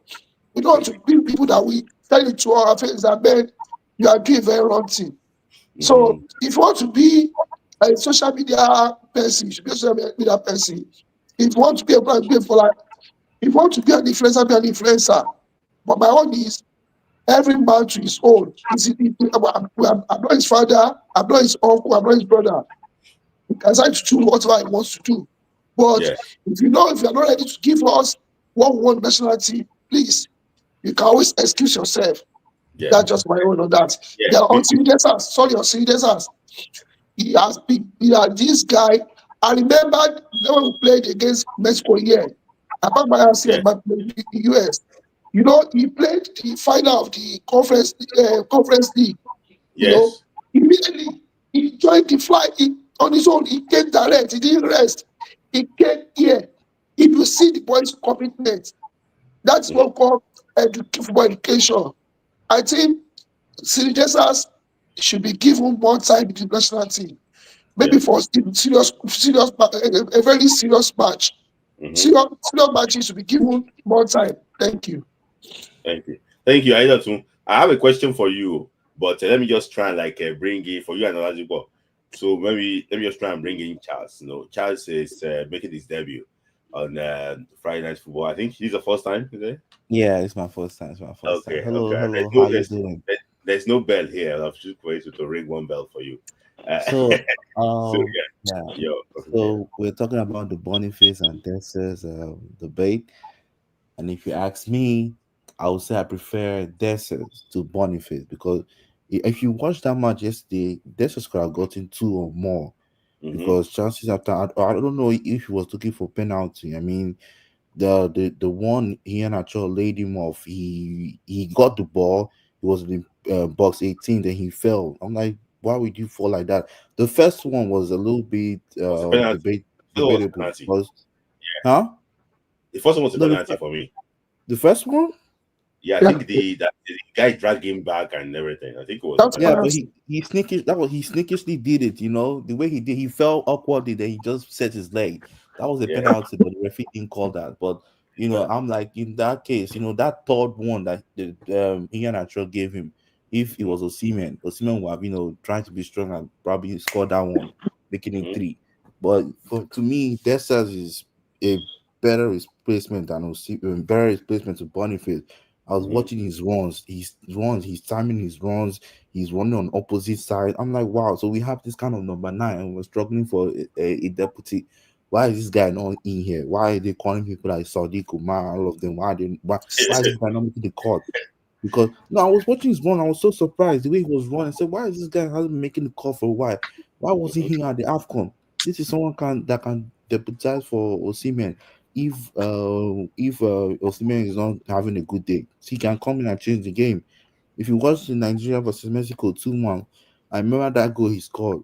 Bassi Massive crossed cross. that ball. Yeah. Yes, That I was at the crossed stadium. and headed it. So the guy has always been a good number 9, clinical number 9. I wonder why they're always closing their eyelid. You can see what he did. Yes, was it yesterday or day before yesterday? How he was amazing running on blind side. And also Chukwueze, I love how Chukwueze came alive to the party, man. Too many criticism, but yesterday was something else. I love everything about that. My only problem with that team is Musa should please, I beg, I beg. I'm not trying to be. He left the camp already. Yeah, he left, but he's still gonna come back, man. Like he needs like at least just quietly and honorable leave. Just leave. You've tried for Nigeria, highest Mhm. Nigerian goal scorer in the World Cup. Nobody will take that from you. Nobody, as at now, Until nobody you will know, take that Osimhen from you. score hat-trick in USA. They must Anybody know. Who? can call. Osimhen can Until beat you know, him. Osimhen score hat-trick in USA, maybe against No, Osimhen will maybe break it. New Carolina. Have you? I don't score, Do score you, one do you can Caledonia? hat-trick. No, And Osimhen will break it. Don't worry, Osimhen will break it. But Musa, he and Acho need to sort his claw problem. I feel like that's affecting mentally. You can see the chances he got. I remember yeah, Smith like you were saying something that Ian Acho is one accurate goal scorer, very clinical. yeah, One chance and he'll kill you up. And you saw that chance. He yeah. just clinically placed it. So Ian Acho need to sort out his claw problem, maybe get back into Be shape fit, because be fit. his fitness is all over the place. Yeah. And also maybe if he can do that, then yeah, indeed he should not play up to 75 minutes. I feel like indeed and Onyeka should not play in the same match because one complement the other. One is good at tackling and passing, the other one is good at tackling and not getting tired. But indeed, the back of the day was a workhorse, was an engine. But But Onyeka got tired in this game. Oh. who? Yeah, he got tired because he was This was coming the up. first time I will uh, see Frank Onyeka getting yeah, tired. It was it was Yeah, fine. I feel like it's the tactic, the high intensity. I feel like Coach Chell just realized that he said something in the press that I think he's realizing that because even in the Mali game they were tired Mm-hmm. against Cote d'Ivoire, so he's noticing a trend that Mm-hmm. maybe this stuff might not work on West Africa. So I think he's trying to go back to the drawing board and create a suitable tactic. But if you ask me, Onyeka and Didi should not play in the same match because they are almost kind of the same because but Onyeka can't give that pass. Didi can give that pass. So I Yeah. feel like one should play 60 something, 65 to 70 minutes. Then maybe the other one will come in and complement the other. But if we're trying to win a game, attack, we should play in Didi. When we have won the game, Onyeka can come in. But if we want that passing attribute, we can probably bring in Onyedika. Yeah. So, but for now, them two Yeah. should not play in the same game. But it was a Yeah. good game from them. It was a good game, a very good game. I was So and impressed, honestly. yeah, Firstly, thank you, Charles. You want to ask me a question before he goes? I just want. yes, I want no, I'm not really asking a question. I just want to buttress what you said about Desas. Do you know? Do you know that Desas, Desas, he knows how to watch the offside trap. Yeah, That match was even caught offside. He knows how to beat the offside trap. That means this man has very he has football education. He is very, very smart, intelligent. I watched all his moves that day. I'm like, no. I thought I'm still saying that he should be given more time. Then Charles, I don't know.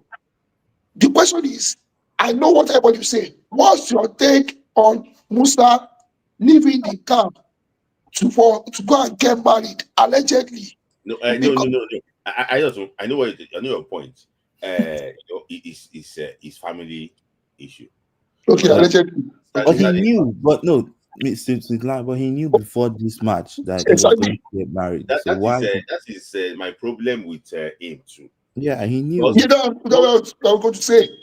they He don't knew they don't marry when they sent the invitation. they don't marry in a day. Indiscipline. It's not, yeah, it's not Benin to Lagos wedding now that you marry, you see in the bus and you marry before you get to be. It's not Benin to Lagos wedding. It's what they've planned for like 2 weeks or so. Exactly.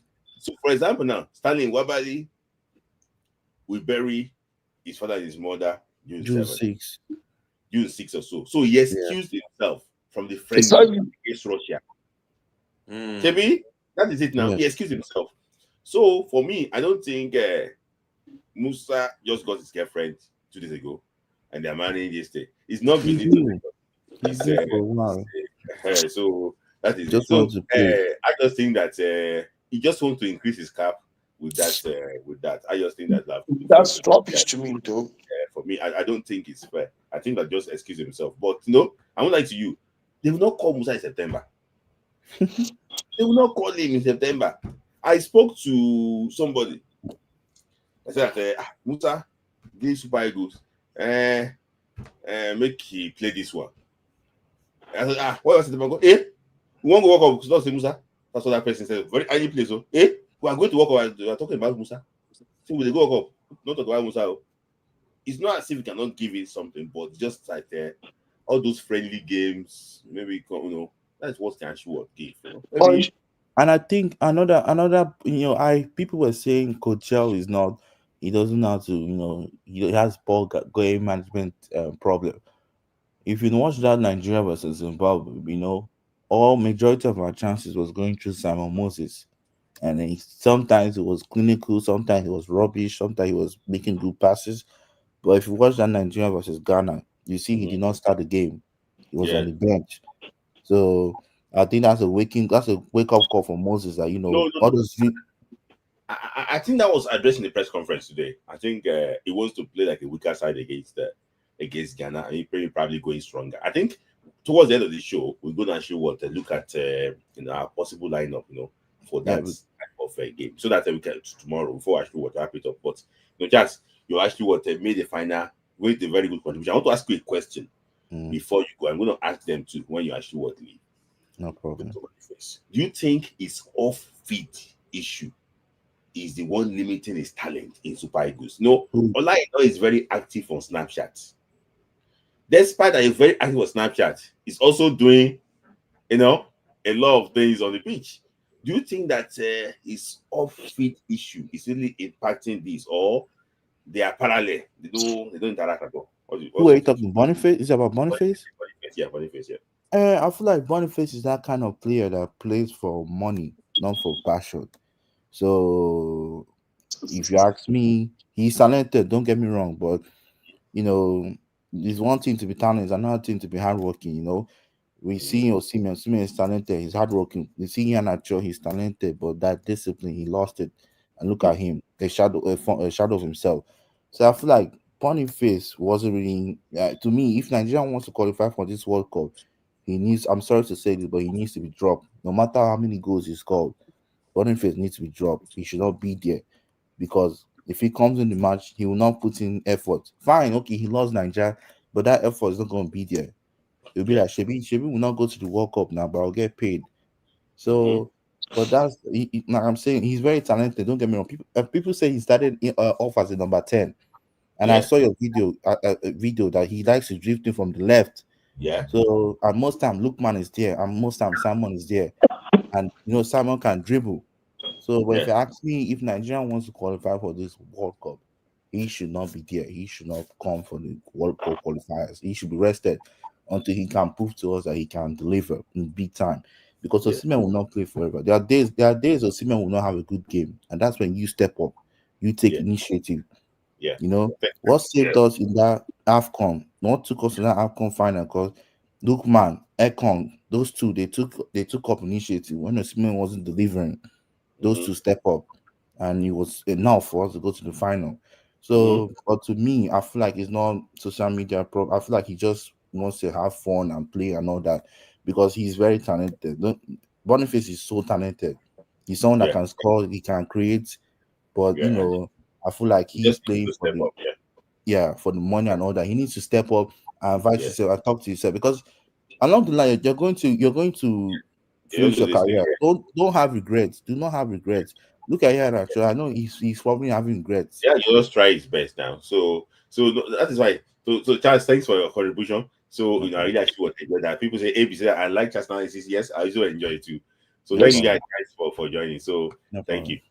Yeah, thank you. So that is just I was very insightful as to what this thing. So I'm also wrapping it up now. But I don't ask him a lot of questions. But I want to I don't Ladi, I want to ask you what somebody's calling you Ladi here. Is it that person very familiar to you? Maybe lad is my name. Well, no one call that name Ladipo. So that person is a lad. This Oladipo, you can pick Dipo or is who has Ladi. lad here. That Yeah. person, Yeah, no, no, we call them Lati too. yes, All the people I call them Lati. home guy, home guy. When I say that lad, yeah, that's a home guy. So I want to ask this question. All I know they do TikTok, they know the TikTok, they do TikTok and all these things. But you can still see all I know they produce. Do you think that Boniface outside the pitch, they really limit him? It's not. But I'm not criticizing him anymore. I'm just saying that is that the reason why we don't really see enough of him? Ladi, I won't talk about that. So you talk about is that why we don't see Yeah, enough of him? Boniface's social media this thing is, I don't know, but I feel like Boniface is a cloud player. No Mm, lies. And yeah, he's a cloud player. Okay, for instance, now he's in Lagos. He's training. He's training with Kimen Fitness. Why? It's for okay. cloud, where they will repost him. Anthony Mm, Joshua was in Nigeria. He trained in with Kimen. So all those things. Imagine footballer, Champions League level footballer training with Ramon Jago. All those things. It's not. You are not supposed to be found there. You can do it. See, for instance, there are where I work, I can't go to Instagram and talk anything anyhow. But I can do things outside, but it's not going to be, I can mhm, say, I can, for instance, now, I can talk about government outside this thing now. But it's not going to be like on Eh, same thing like with Boniface. He can play with all those people, but putting it out there, and all these clubs are saying all these things. mhm, All these clubs are saying all these things. You are training with people that are dancing, that are, you are not serious with your career. mhm. He, So, he didn't have a good this thing now. He didn't have a good season now. If he had a good season like that time, Osimhen had a good season. He came to Chevron to play with Yemoli and Co. mhm, His own is justified mhm, because he had a good season. You that you don't have a good season, you are supposed to go. IoT said, how would you be making 100,000 and you cannot use 5,000 naira to trade? Why can he not take like $5,000 or $10,000? Carry one trainer, carry him go maybe Portugal on top beach, go train like mad. We will see. Say, Boniface, what you don't do, you don't think, no. Make they look say, hey, you don't try, but you are doing it for class. So at the end of the day, mhm. results like that, it will not end well. Yeah, I It's know, not I end know. well. You can tell, and the fact minus the fact that Ian Acho is posting, you can tell he's drilling himself because he has Mhm, reduced. mhm. He has reduced. That's what we want to see. That's what the whole world wants to see about anybody. It's results, not clout. So there's no way Boniface is going to be successful for Nigeria. There's no how. Uh-huh. Daddy, I want to ask you a follow-up question. Mr. Fitzpatrick, I can see you I'm going to bring you up very soon. I want to ask you a question. Me, I'm not really into all these social, like YouTube and everything. But I want to, IoT, the link is already in the chat, but I just posted the link now. I want to ask you this question. He is going to go and play game with Pella. Do you think, like no, I'm not saying it, do you think he's the right place? That's the right place to see Boniface. No, no, no, no, no. There's no how you can say it that you. There's no how you want to defend it that you defend him well. This is as defending all these people in power. You'll be stammering on Arise TV. You'll be stammering. There's no how you can defend it. You can't defend professional footballer that was in UEFA Cup final playing with Pella. Sorry, who is Pella? Who is Pella? All So Bella is a TikToker. Normally speak TikToker, this the horrible one English. boy from Ibadan, TikToker They, that talk you know, I some speak English. rubbish English. They You are know, playing their game tomorrow. You can watch it. Where your mates are playing, you think of final. yeah. He didn't even show concern about the game. He didn't even post. Even Osimhen still posted that. Good luck, guys. He's just there enjoying himself. That when it's Uh, important game time, they will call him. Hmm. He I has was not even done. He has not even done 1/10 of what good players has done for him Okay. to be thinking of himself in that way. Okay. So I just your comment on that, please. yes. Let me just say this. Let me just say this. Ola, let me correct one notion there. When Osimhen had good You season, don't add me. when Osimhen had good season, he only played that match for his friend, that one that's content creator, because they've been friends for long, just to help him. That was the only one he played. The others were serious training with many talented people, not only footballers, probably all stars that he was playing with. You know, the only time he played with all these content creators was what he did with that his friend, one sharp comics or so. You see, I'm not saying There was one he was raising the ball in a small pitch in that. Chevron. That he Yes, was raising I the saw that ball. one. That was prior to that one. Yes. See, I'm not saying people should not do whatever they like. What I'm saying is this: we should learn to draw where to draw the map.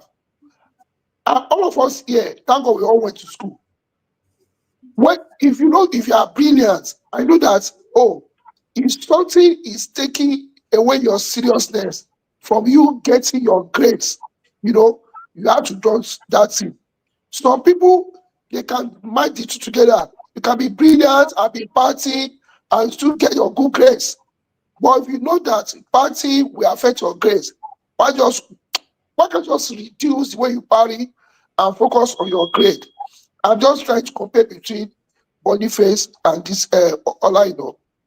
His social media activities, he is not even complementing his national team career. Hence, I want for the young man to just find a way to relax, maybe employ the service of IoT, to guide him, relax a bit, get your mojo right. Then before you come back, sometimes it's up, it's not what it should be. So Remember when he had an I just accident? one sec. IoT does not collect cow, so I don't think he will employ him. Continue. See, remember Remember, he almost had issue with his club. During that time he had like accidents, stuff like that. See, there are times for you. There are times you need just take a step back, withdraw, and get things right. Like I always say, he's an adult. Like you say, in the US, the one I think is an adult. He owns his life, can do whatever he likes. But he can really excuse himself from the national team if whoever wants to do, if he knows he's not going to give his 100%. That's what I'll say about that. But comparing with Olaino, I think we shouldn't that comparison shouldn't be a discussion, because his own is not, he's not still at par with his performance in the national team, while Olaino is apart. If we look at Ekon used to have a YouTube channel that used to do that vlogs. By a point in time, when it was about when players were criticizing national team, I think he stopped a bit. Even But the when that blogs is in a good way, not yes, in but that. when he got his mojo back, the man started doing his vlog back, and nobody is complaining. Mhm. And since that match against Zimbabwe, you see, Baba has dropped his vlog again, though. No things like that. We No, should know when to draw the line. I think he did just before Zimbabwe. He now Yes. dropped it after. So you're gonna be very funny this evening. Let me just go to Mr. Patrick. What we're talking about. Apologies that I couldn't bring you on Wednesday. I know you always joined late, but you joined early today, Mr. Kingsley. Nice to hear from you. People in the comment section always say that, oh yeah, send the link to Mr. Kingsley Patrick. We want to hear history. But the issue today is that Boniface and Desas. I've been hearing things on Twitter, on Facebook, Facebook, on Instagram, that Desas played 7 games for Nigeria, 3 goals. Boniface played 12 games for Nigeria, 0 goals.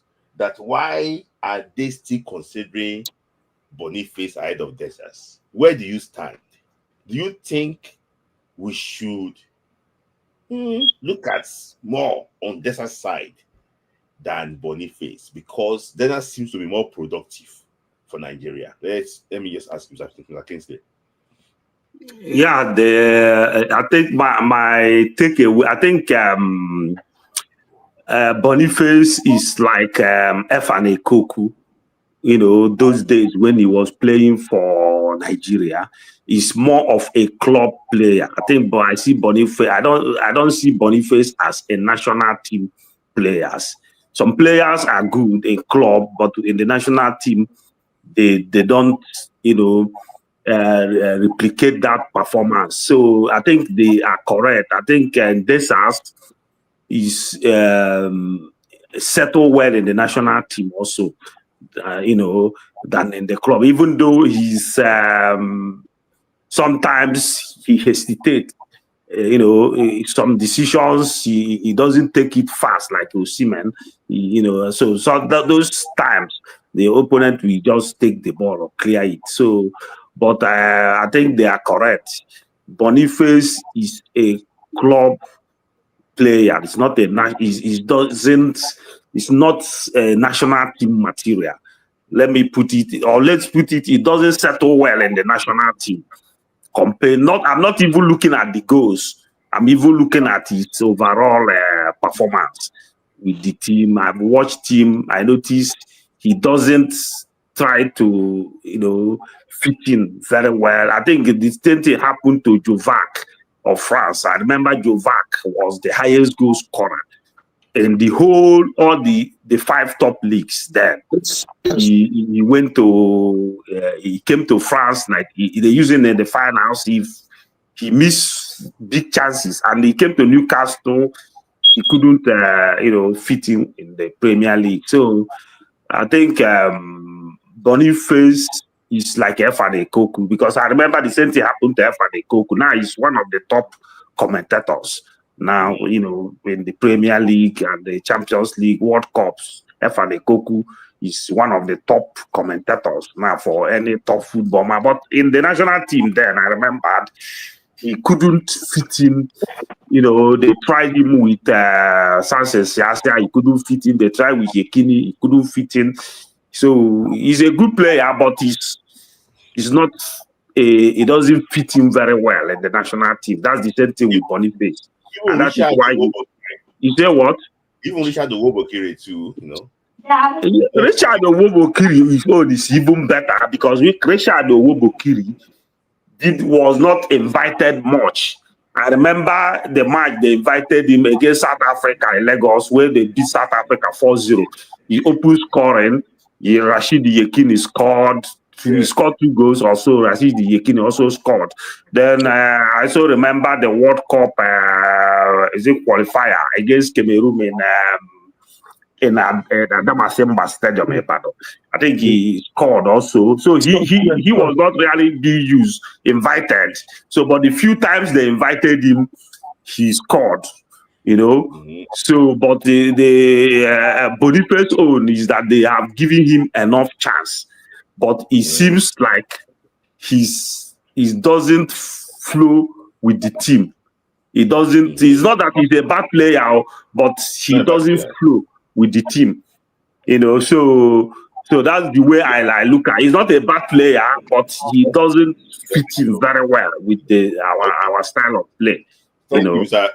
Kingsley. Let me just go to the thing, but I will take one comment from Digital Currency. Say Boniface Ikoku. That is joke is over. He's trying to compare Boniface to Ikoku. There's some players that played in the Nigerian national team too that never performed well. Peter Ige was the top scorer in the Swedish league. Tosin Adarabioyo played well in the Belgian league, but when it came to Nigeria, he didn't actually perform well. Those when they played one match, they played one just a match for Nigeria. They played the match for Nigeria. So Yeah. Even ever played about four matches for Nigeria. And Yes. then Kingsley, you can remember that nobody would display Sekini there. Yes, he played match, but even the match he played, I remember Efan Ekoku was the top scorer there in Norwich City. In fact, he even scored the UEFA Cup against. I've forgotten the team. Yes, he was talking about being serious in national team. Not calling up, about being serious. You know, that's what I'm talking about now. That Boniface is not as serious. To me, it's not as serious. To me. I think Boniface's own is, I don't think he's not serious or in terms of training, but I think his own is that he has not been able, just like now, if you notice that Ademola Lookman seems to perform well when we play 3-4-3. If you remember when Iguavon took over LA, he used 3-4-3 against Benin Republic, and Ademola Lookman scored 2 goals. That even in the after when Parceiro switched to 3-4-3, he scored most of the goals, even though Osimhen was providing the passes. You know, and for the, as they said, when this guy came with this 4-3-3, 4-4-2, chair, you see, it looks like Ademola Lookman has not been able to reproduce that same form he was in AFCON. And even in the, when Iguavon took over LA and used the 3-4-3, the first match, I remember they interviewed him, he said there was no time. So he used 3-4-3 because 3-4-3 is actually what Gasperini used in Atlanta. And it worked well for Lookman in Atlanta, also worked well for you in Nigeria. Then other Iguavon. Yes. Let me just go to IoT quickly. I've been waiting patiently. IoT, just take it from anywhere you want to start from. I know that there's been a lot of things you want to respond to. Good evening, guys. Yeah. I don't know. I mean, see, it's a couple things. There's some things that I agree with. There's some things that I don't agree with. Okay, let's start with the one we don't agree with. That I don't, or that I agree. Yeah, you don't. So okay, what don't I agree with?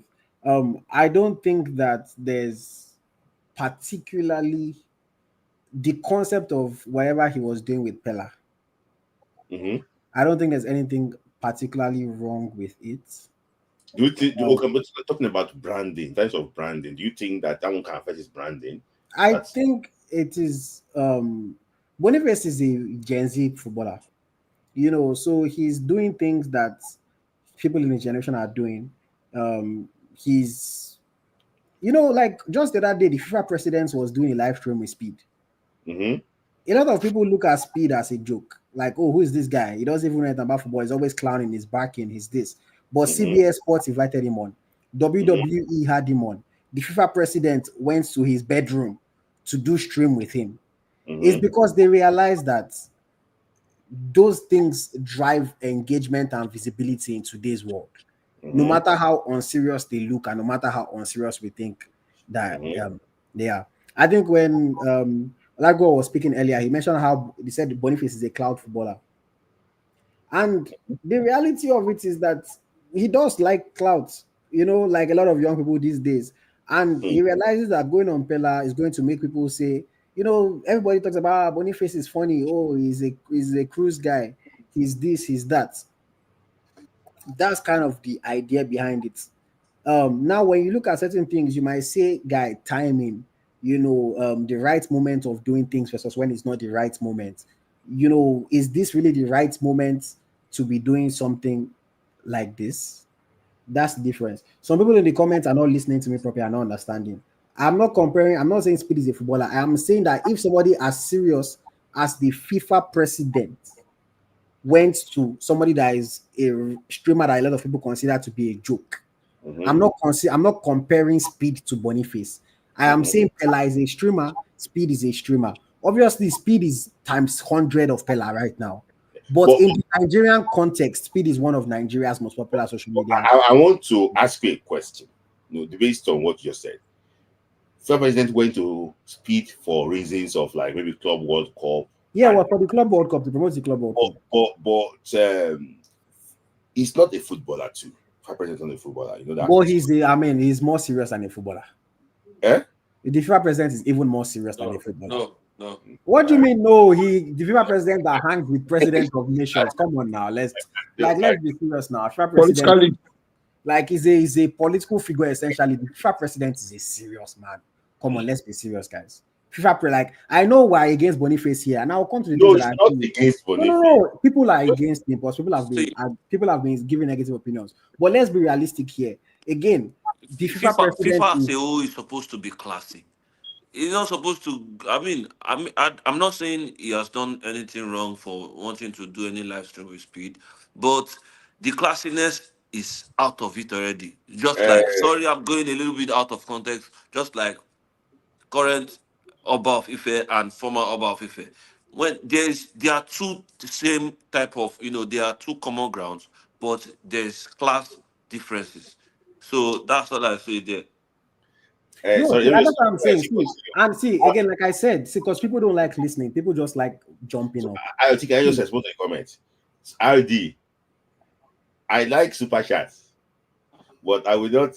No, you can put his comment up. I don't even care. Like, I frankly don't. No. I don't care, because again, see, one thing that people see, this is what I was telling Taiwo today.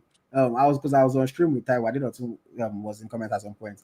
I was telling Taiwo that people always say, "Oh, I do this for this person, I do this for this person." The thing that annoys me the most is that the people that they claim that I do things for don't pay me.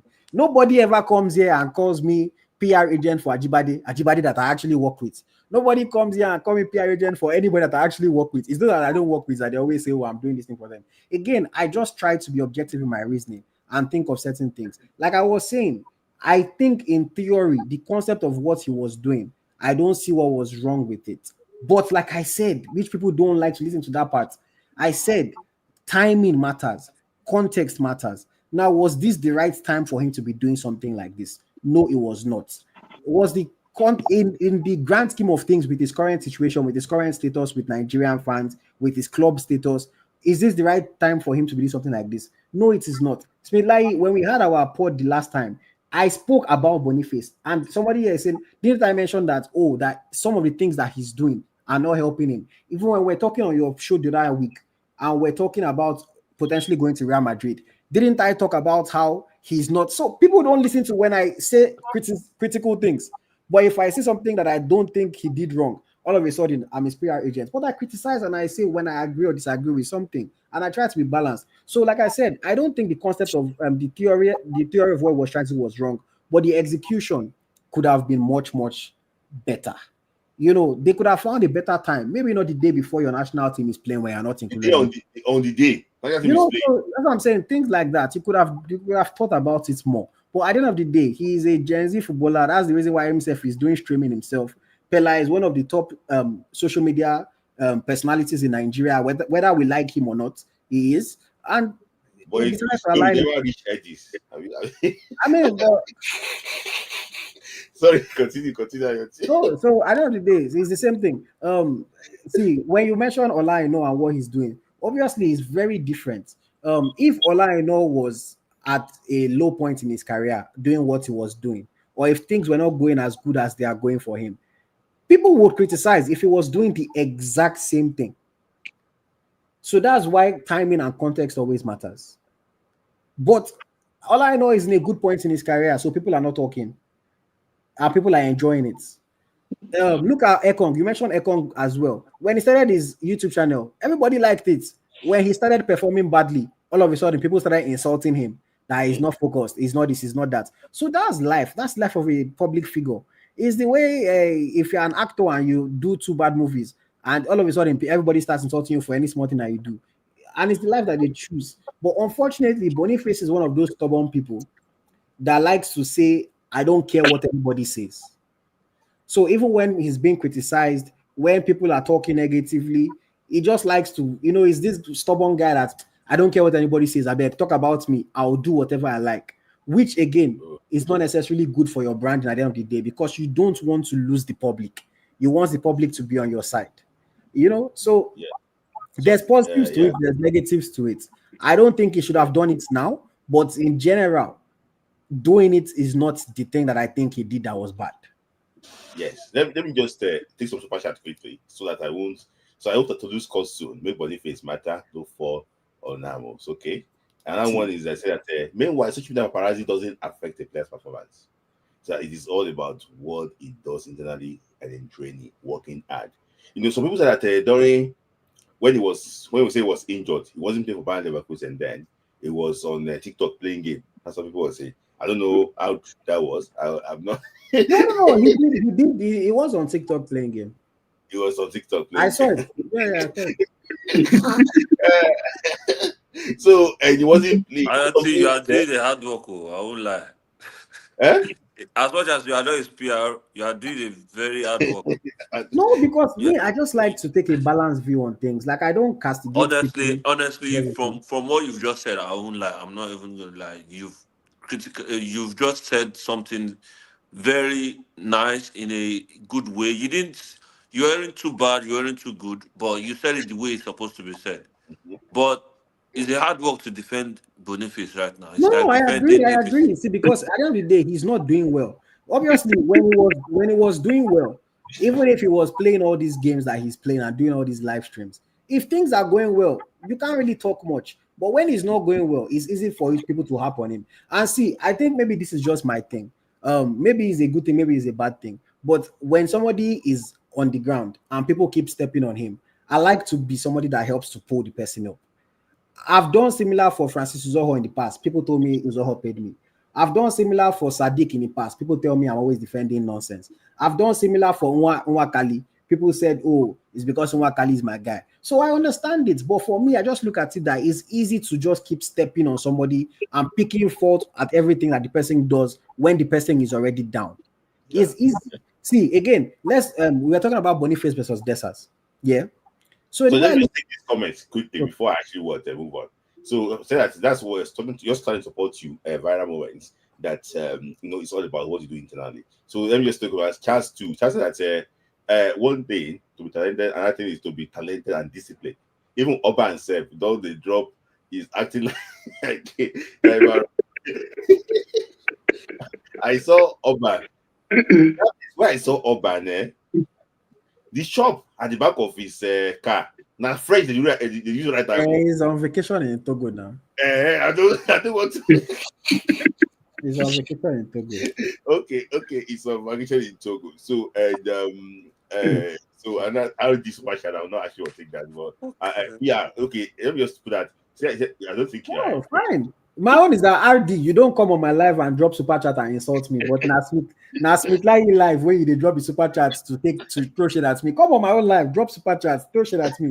I don't mind. I don't take things personally at all. Like I don't take it personally. Say what you want to say. The same way I have an opinion on players, you are free to have an opinion on me. It's not a problem at all. I'm the one that puts myself in the public. But see what I wanted to say about the whole Boniface Desas thing, yeah.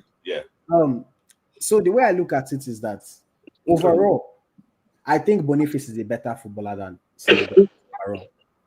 Obviously, at national team right now, Cyril Desas is doing 2 times what Boniface has done for us so far. So I agree with anybody that says Desas deserves more opportunities over Boniface. I agree, 100%. The only thing is that I've always said this, and this is kind of the same sense that I've held. Boniface, I think, is too good for people to just cast away. Now, does he deserve some time out of the team so that he can reset his brain? I see. Someone wrote a comment. I don't have it to slide. Well, I don't is it the Deji Pai comment? No, this is digital currency. Say that, are you going to defend the Nigerian Senate president? I don't talk about politics. No, it's just I don't know why he said that you want to defend that, but just no, because but very good at doing. But IoT, you mentioned this one statement now that something Boniface is a good player or something. I don't know. So I said I think he's a better footballer than Cyril Desas. But he's a better footballer than Cyril Desas, but in terms of the national team, he has not been able to replicate that performance in the club, in the national team. That is the problem. But in terms of better player, yes, he may be a better player. But in the national team, he has not. People have not seen that club form in the national team because he fumbled against the 2 matches we played against Rwanda and Zimbabwe, only for him to travel the next weekend and score for Liverpool. Exactly what I said. See, that's the thing. I don't know why people don't, because exactly what I said is, I said he's a better player, but that Desas is doing 3 times what he has done. That's exactly what I said. But what I followed up and said is that I just think that he's too good for people to cast away right now. Now, I think I also said this. I think he does deserve some time away from the national team for him to have a little bit of fire under his bum and for him to wake up. Because at the end of the day, if he doesn't perform for club, doesn't perform for country, and he keeps getting called up, it's not going to make him step up. So I think that if he doesn't get called up, he will think that somebody else is going to take my spot. I need to do better. And hopefully it will make him do better. Again, but for context, I also look at it like this. Someone say 12 matches. Like, again, I know that we're in an age where people don't like to watch football anymore. People like to read statistics. So now, the reason why I think when people just call the number of matches and say, oh, no go, I think is a bit unfair because context matters. For example, the Saudi game, he didn't get a goal, but he created a goal. I also think that I think it was the Rwanda 0-0. He was having a good half, and then Eguavon subbed him off at halftime. There's some games that he has played badly. Yeah. He was having a good half, yeah. Against Rwanda in Kigali. Was it easy? I don't know. Maybe it was not the Rwanda game, but one of the games that Eguavon was the coach. He had a good first half. The one that Eguavon subbed him off at halftime. I don't remember. Yeah, exactly. He tried in the is it 1-1 draw 0-0? They played Rwanda. I think he had a shot that hit the upright. Yeah. But overall, he still struggled in the national because initially I thought it's because of Osimhen's shadow makes him. But I remember that Osimhen did not play against Lesotho and Zimbabwe in the World Cup qualifier. That's the early World Cup qualifier that we play 1-1. He played the first match against Lesotho. He didn't. He was supposed to be the lead striker apart from Iheanacho, but he couldn't still, replicate that club form, which is still worrisome. Then they played against Zimbabwe. He couldn't still replicate that team even before Osimhen came. I'm talking before Osimhen came because people can say that he's leaving because of the shadow of Osimhen, but the one that Osimhen didn't play, he has not actually, live up to that expectation. Let me just take one one comment. There's never been about what you say, IoT. Just want to address you. It's delivery as Nigerians, we set great standards for ourselves. So you can't be healthy, nonchalant when you are not performing. Somebody cannot tell me it's the delivery.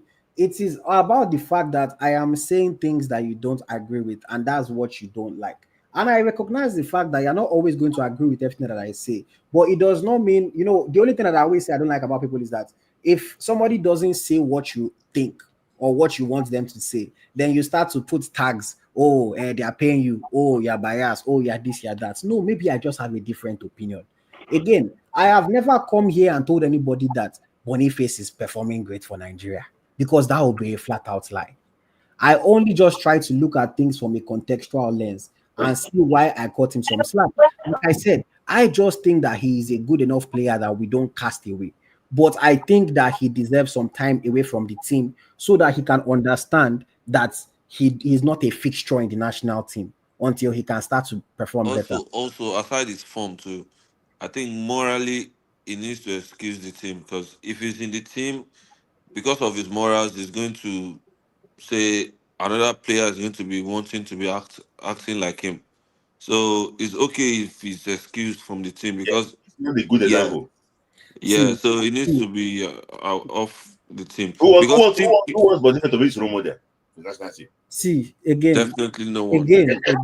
Now we're going into other things that are beyond his football, which we can talk about, and I've said about, and I've spoken It's a about. package. No, It's a no, package. I know. But I'm saying, like, even some of those things that were at beyond the football, I've spoken about it. I've been critical of it. This same player that apparently I do PR agent for, Smith Lai, I told you the time when he came to my DMs and was fighting me because of what I said. So, like, it makes me laugh because these people literally fight me, but then the people who come and say I'm always defensive. So it's like I try to balance in my opinions and everything. See, it's not. See, again, anybody that is saying 12 games. Statistically, yes, he has played 12 games. He hasn't got a goal. But like I was saying, I think that there are some games where he has been decent and he didn't score. And there have been some games where he has been poor. There have been games where we've criticized his efforts. And I understand that. I like it's fair criticism. You know, Desas has done better for Nigeria. Desas has had a good season for his club. Of course, Desas deserves to be in the team ahead of him right now. Nobody is going to argue that that's a lie. Like, Desas deserves to be there ahead of him right now.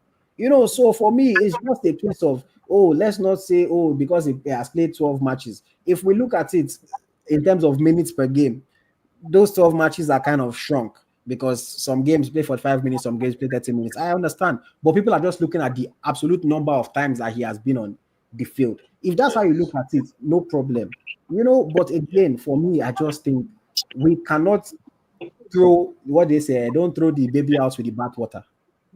Okay, IoT, thank you. Here's what I see you in the comment and in the back end there. Let me just ask this question is for Mr. Fitzpatrick and also Idolson. I'm writing up very soon now. So thank you, Mike and Danny, for your super chat. So the comment is this: I think Boniface came win when we did not have good coaches. Do you agree with that, Mr. Fitzpatrick? He said that's his comment. So that he came in when. I don't agree to that, you know, because I know that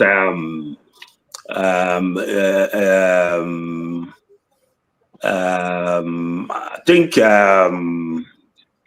he played. I'm not sure he played under Pasero, but he played under. He played.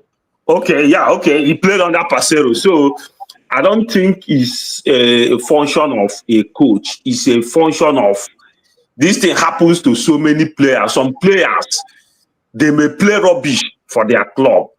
Anytime they come to national team, they will always, you know, give their best. Even Andrea Yu of Ghana does that. You can say he's playing in Division 4 or this, but anytime he comes in national team, you will see that change. Even Roger Miller.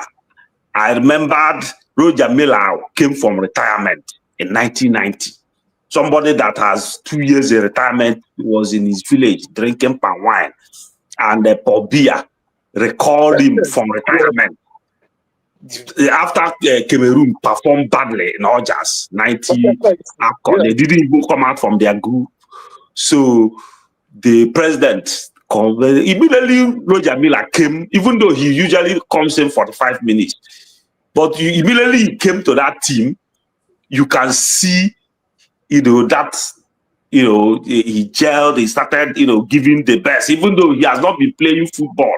So this thing happens to players. It's not peculiar to some other people. Like I remember Kevin Keegan, for instance. Kevin Keegan was one of the top English players. I remember he was in Nottingham Forest, won the Europa Cup.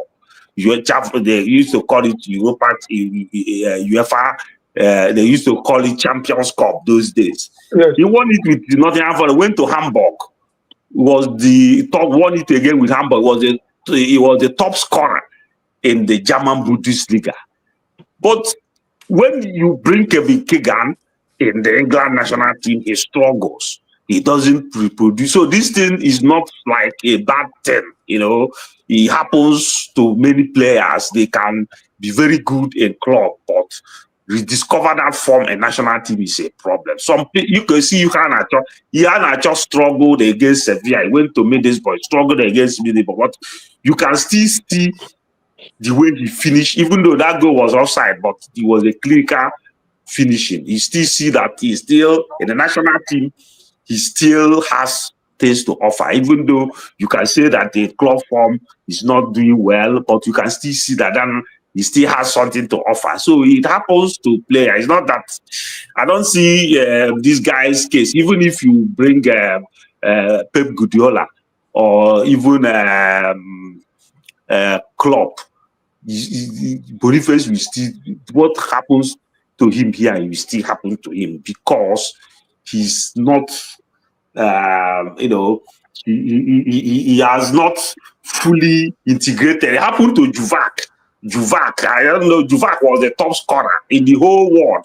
In fact, the whole league. Then Juvac. But this Juvac comes to the national team of France. He couldn't reproduce that form, But in the world, his goals was the highest in the top.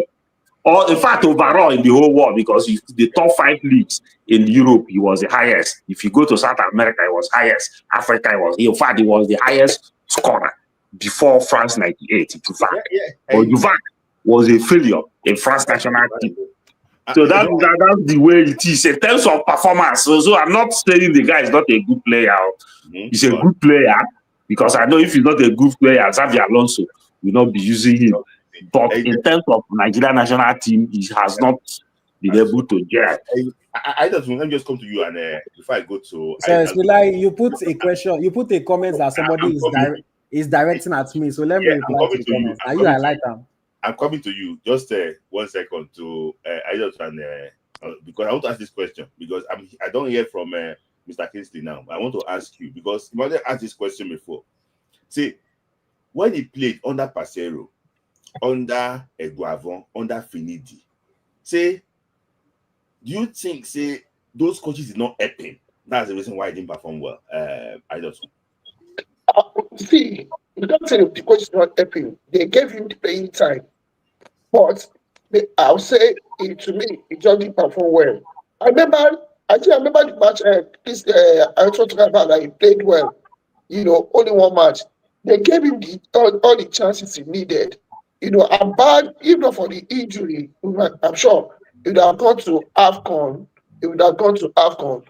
All the coaches he has played under, they gave him the chance to prove himself. It's just that I won't say he did not try. Maybe he tried to give his best, but I guess his best has not been enough. As I said, he should take it easy, what he does on social media, and focus more on his national team career. Like Kingsley said, you can't compare Kevin Keegan with this. Kevin played 63 matches and scored 21 goals. That 11 goals in every 21 matches. So to me, that's a good result. But this young man is said to score a goal for Nigeria, even when he played against a team like Zantome and Principe. I'm not going to say the coaches have not been helpful.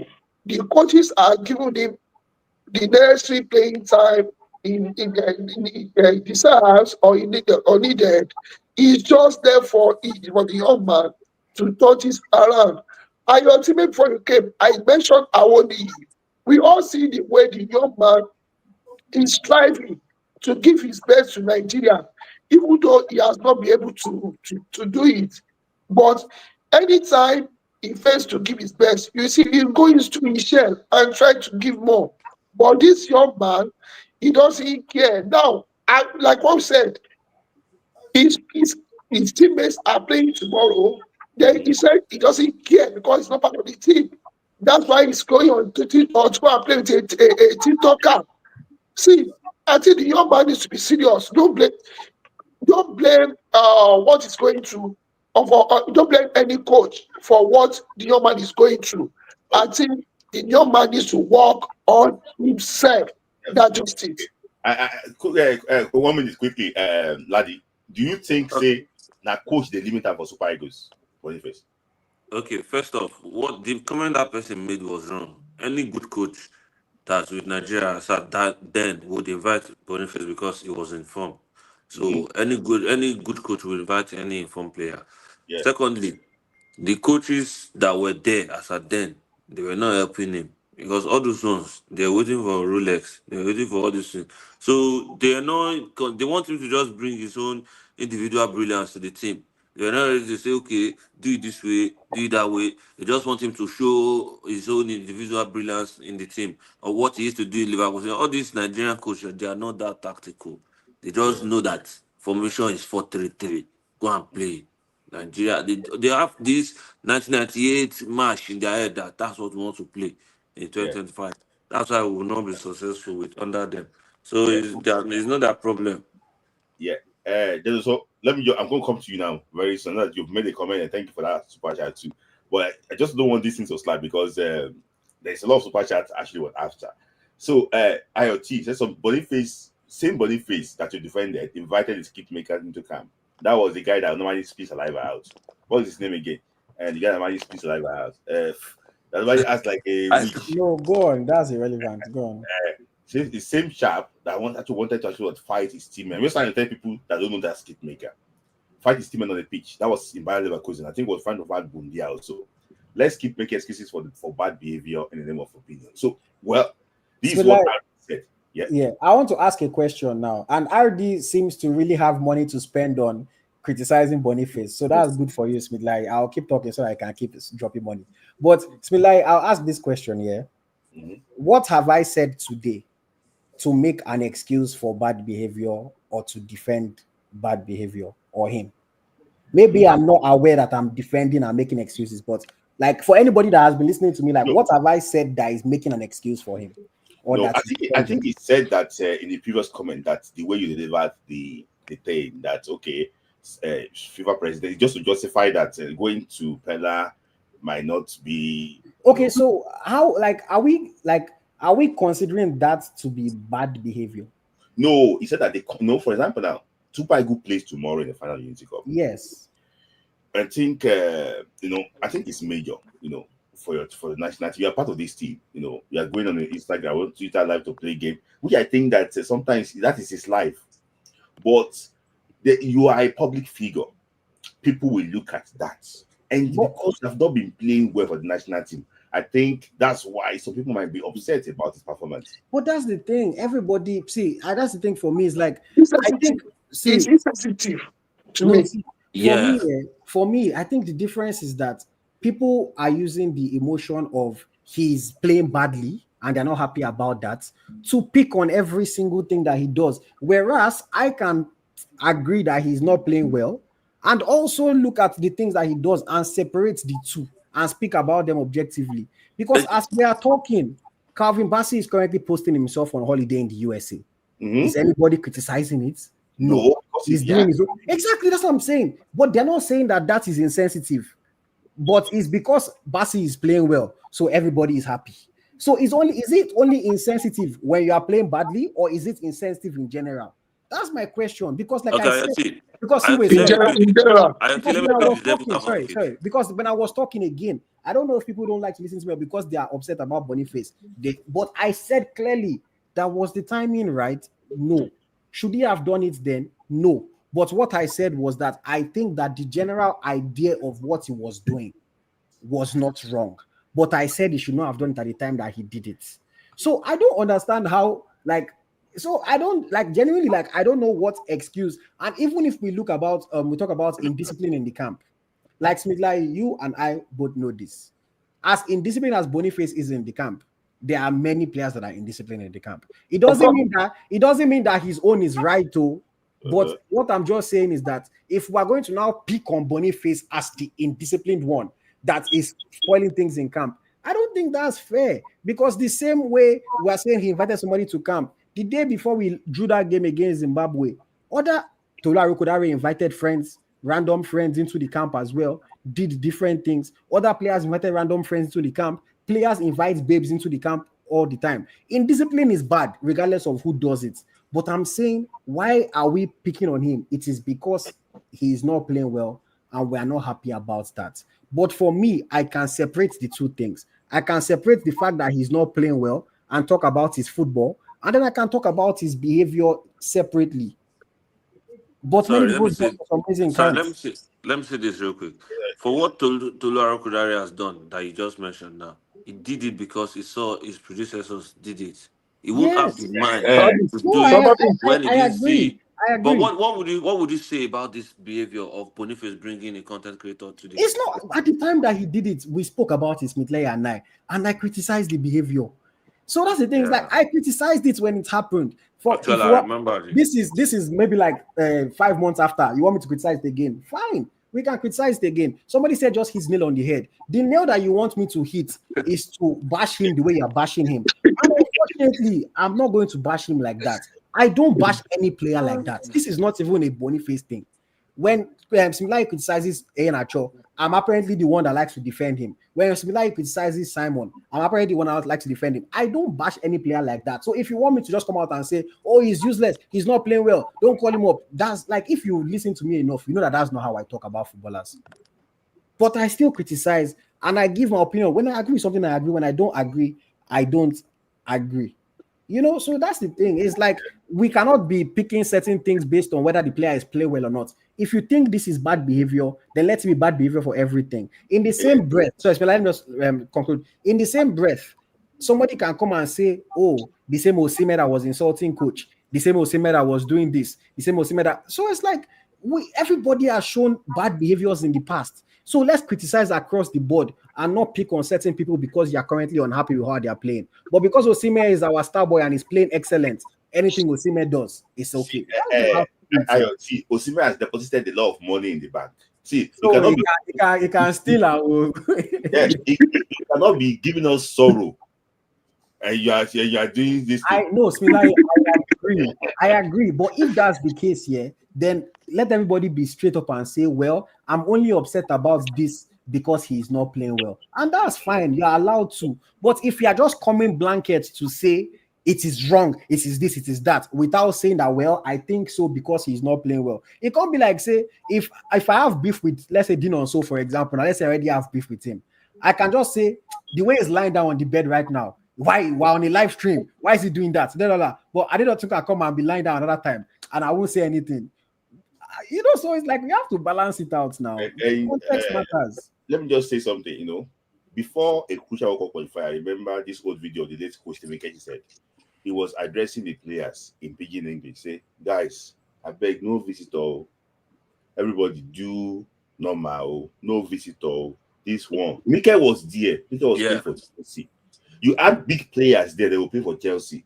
But see, there's some things I cannot come here and say now because there's some things that if I say it now, they will ask for my source of information. Yeah. And the source of that information, I don't implicate the person. Because there was only one person that was present there that could say that thing to me. So if they investigate, I don't put that person in trouble now. Let me tell you something. Boniface needs to change his attitude. In fact, I have to be honest with you. If it's worth dropping him fully to go and set himself up, they should. There's truth in all these things. They should. In that game against Rwanda, that one at home against Rwanda and Uyo, he nearly caused trouble there. If not because of some people who can't see that, he needs to take care of his football, his national team. See, national team like Barako. So that come. Some of the guys go and watch that video. The rank of I'm going to put it here now. Rank of Super Eagles player. I don't think if we mention 50 players, we mention Boniface as striker. Of course not. No. See, now like Barak, soldier go, soldier come. For example, now, God forbid, if we get like 2 players now, strikers now, ahead of him, in form, hot, you're going to forget who Boniface is. And what do you mean, God forbid? He once played for Nigeria around that time. He didn't score any goal. That was over the headline of the whole thing. So he should just take care of things. I know that he's rich. He's a big man. He's rich. He has money. But we don't need Boniface money. We don't want his money. Why we are supporting Super Eagles here is for them to give us joy. Exactly. That is it. We don't need their money. Just go and be eating their money with phobia and they go and do what they want to do with their money. Play game with it. What we want is Nigeria. Nigeria is nobody's property. If you want to come and do your best, you are privileged to come and do it. Do it now. That is actually my take on that. Sorry, see, this RD, I said IoT is gaslight. Who I gaslight now, I beg? Who I gaslight? Did I once say anybody called Boniface useless? Did I once mention that? Did I once say anybody is being hard on him? Like I don't understand. Okay, I'm going to. What did I defend? Yeah. You're saying I'm acting like, sorry, the guy is saying I'm acting like people want to butcher him. People have literally said it here that we'll forget about him, we'll this, we'll that. That is, I mean, that is essentially throwing the Yes, player away now. That's let me essentially see. throwing the player away. I But think okay. let me keep talking because like this guy is going to keep dropping money. So let me keep talking. But see, I don't understand. Yeah, like for you to say I'm gaslighting is so crazy to me. Maybe you don't understand what the word means. Because, like, I have not said you cannot have your opinion on Boniface. No, I'm not changing anybody's opinion. It's your opinion. But I am giving my opinion and I'm responding to your opinion. I don't like people confuse me with some things because you're allowed to have an opinion. I'm allowed to have an opinion. We don't have to agree. We can debate. Nobody is gaslighting anybody. No matter what I say, you don't have to agree with me. You don't have to change your mind. Mm-hmm. But it is how I feel about the situation. It is Yes. how I feel about the situation. And like I've said many things that he has done are wrong. But what some people just want me to say is to just come and say, don't call him up. Oh, is this, is that, his behavior is terrible. Like, that's just not how I talk about players. I know that opinions can actually modify your tea, but what they are, people are entitled to feel the same way. All of us actually work here. You are like a direct stakeholder in all these things. You work with these players directly, but the issue basically is that now they work for inside. What we want to see outside. For example, now if Victor Osimhen carry 10 women a day before the game and he went to come and score a trick because Osimhen give 100% every day, nobody will talk about anything. But if they carry you see something, they carry something, and you go and perform horribly bad the next day, people will talk. But let me just leave. Then also, you have been waiting patiently for, I don't know how many minutes, but let me just. So there's the comment you was represented. The culture of presenting in a national team is very crucial to team because it's essential realism and dedication to try for the best as possible, free of any form of what of distraction. So can you just expand on that, also? So I think the focus here has been on Boniface a lot, and it is rightfully so because not you cannot separate your life outside the pitch from your performance Mm-hmm. because both of them are very very linked together. We know when the video for the accident showed up, I knew something happened. And Mm-hmm. they commented, let's wait and hear exactly what happened. And when the evidence Are came you out referring to the accident in Germany? in Germany, Yeah. so let's be very frank with ourselves. That guy needs an urgent intervention. His head is not in the game, both for national team and club wise. He is significantly declining. And in general, the statement that I put out here, I believe this is what is affecting our national team seriously because a lot of them come to national team not having a business like professional mindset. I am coming to serve my country. It's almost like I am coming to entertain myself. That is not how a national team call up should be. The behaviors is affecting the overall performances of a lot of players in the team, and the overall output is a combination of the efforts of every one of them in that team. As much as if you invite players that are not supposed to be there because it is a pay to play, it Mm-hmm. will eventually affect the overall output of the team. And when it comes to the professionalism, not only that when it comes to our national team, it is affecting this majority of our players in their club size Let me point out specifics without mentioning much of a name. Okay?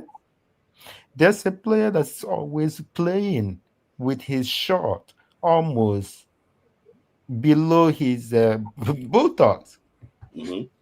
How do you run with that? If I am a national team coach, a player walking into the pitch, I will stop you. Go back to I'll send you home and get another person to play that game. You Mm-hmm. don't come play national team games wearing your shirt like that.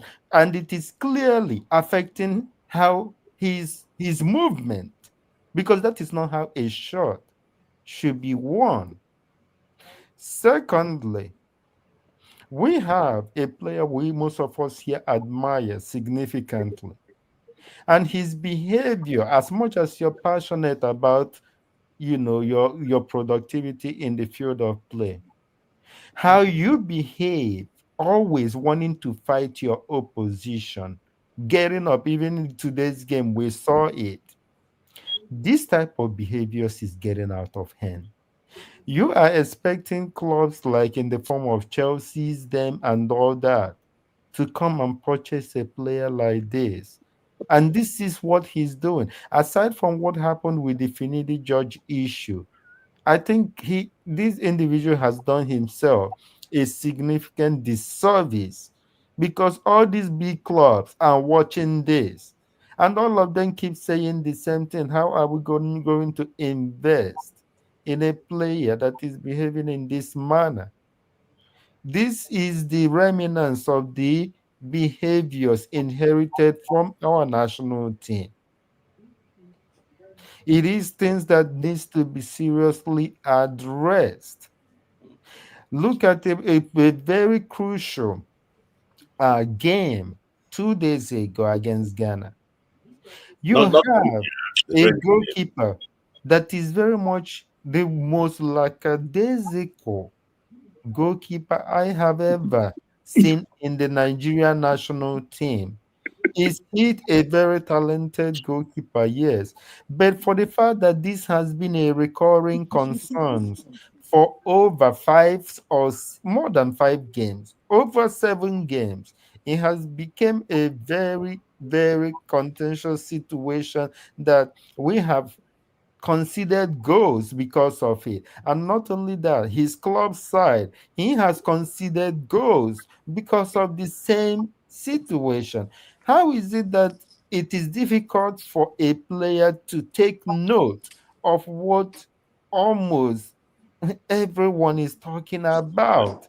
Why yes. would you keep the ball in your feet when about 4 passes, 4 to 5 passes in that game against Ghana could Yes. have easily resulted the Ghana picking our defense and scoring against us? Mhm. We were lucky to win that game. Yeah. And the overall, which people came out of that game gaining something, because not every victory it means Mhm. that you gain something from the game.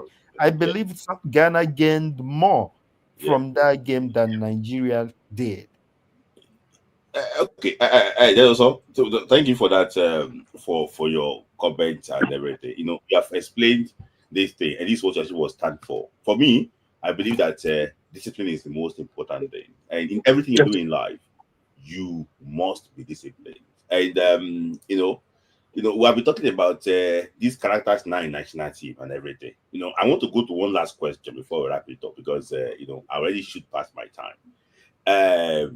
Let me just take some comments on super chat quickly. Bentley said that at RD I said it all. We love Boniface, but it's really actually isn't helping matters at this point. It's of no use actually what they're defending him. So thank you. Okay, but that is I actually understand that Boniface might not be doing everything the right way, but it's just trying to look at it from his own angle too. Let me tell you something. Some people normally respond to things in a different way. As us, because you're a public figure. So just for example, now, most players, if they are injured, some of them don't even put anything on social media. They start training, they start back to the gym and everything. They don't put anything on social media on their back to the gym. You know, just to make sure that okay, oh, they are off and everything. You know, that people might actually come after them.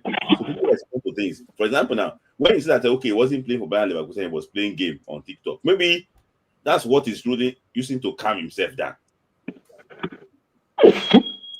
So, and somebody gave a comment here. I don't think we should add the woman anatomy to this section. I just think it's strictly about football. Somebody gave a comment here, and that is digital currency. Said that what did you say again? I know that you might probably see this comment. He said that Boniface is busy targeting Sandra. Something the Y word.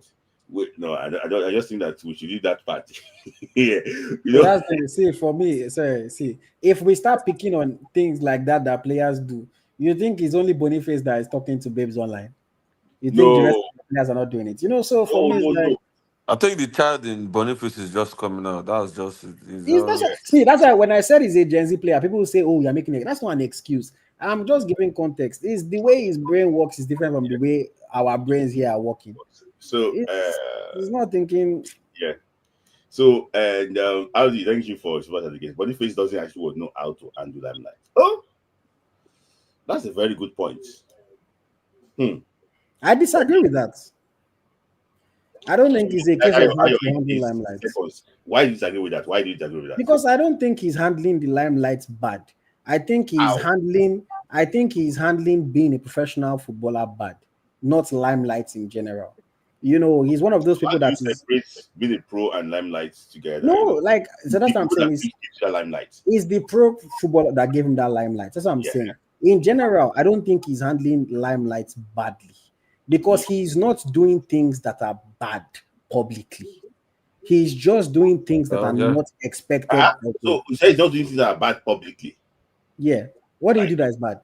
So what about pressing the phone, accident thing? You know, I think it's not a good example. Okay, that was one bad thing. I agree. What about trying to fight with Budia on the pitch?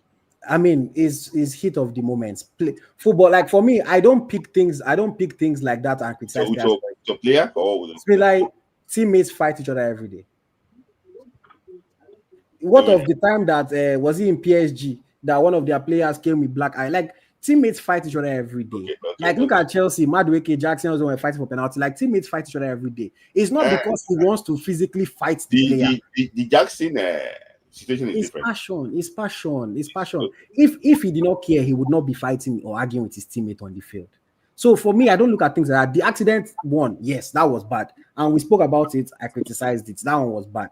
But for me, it's not as if he's doing bad things every day. You know, that's why I said he's not handling limelight bad, but he's handling being a professional footballer that is a superstar badly. That one I agree.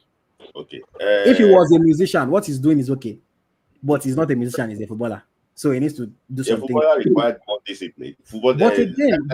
But again, like I understand that the reason why he's under fire is because of his performances. But for context, even Osimhen was handling these things badly before.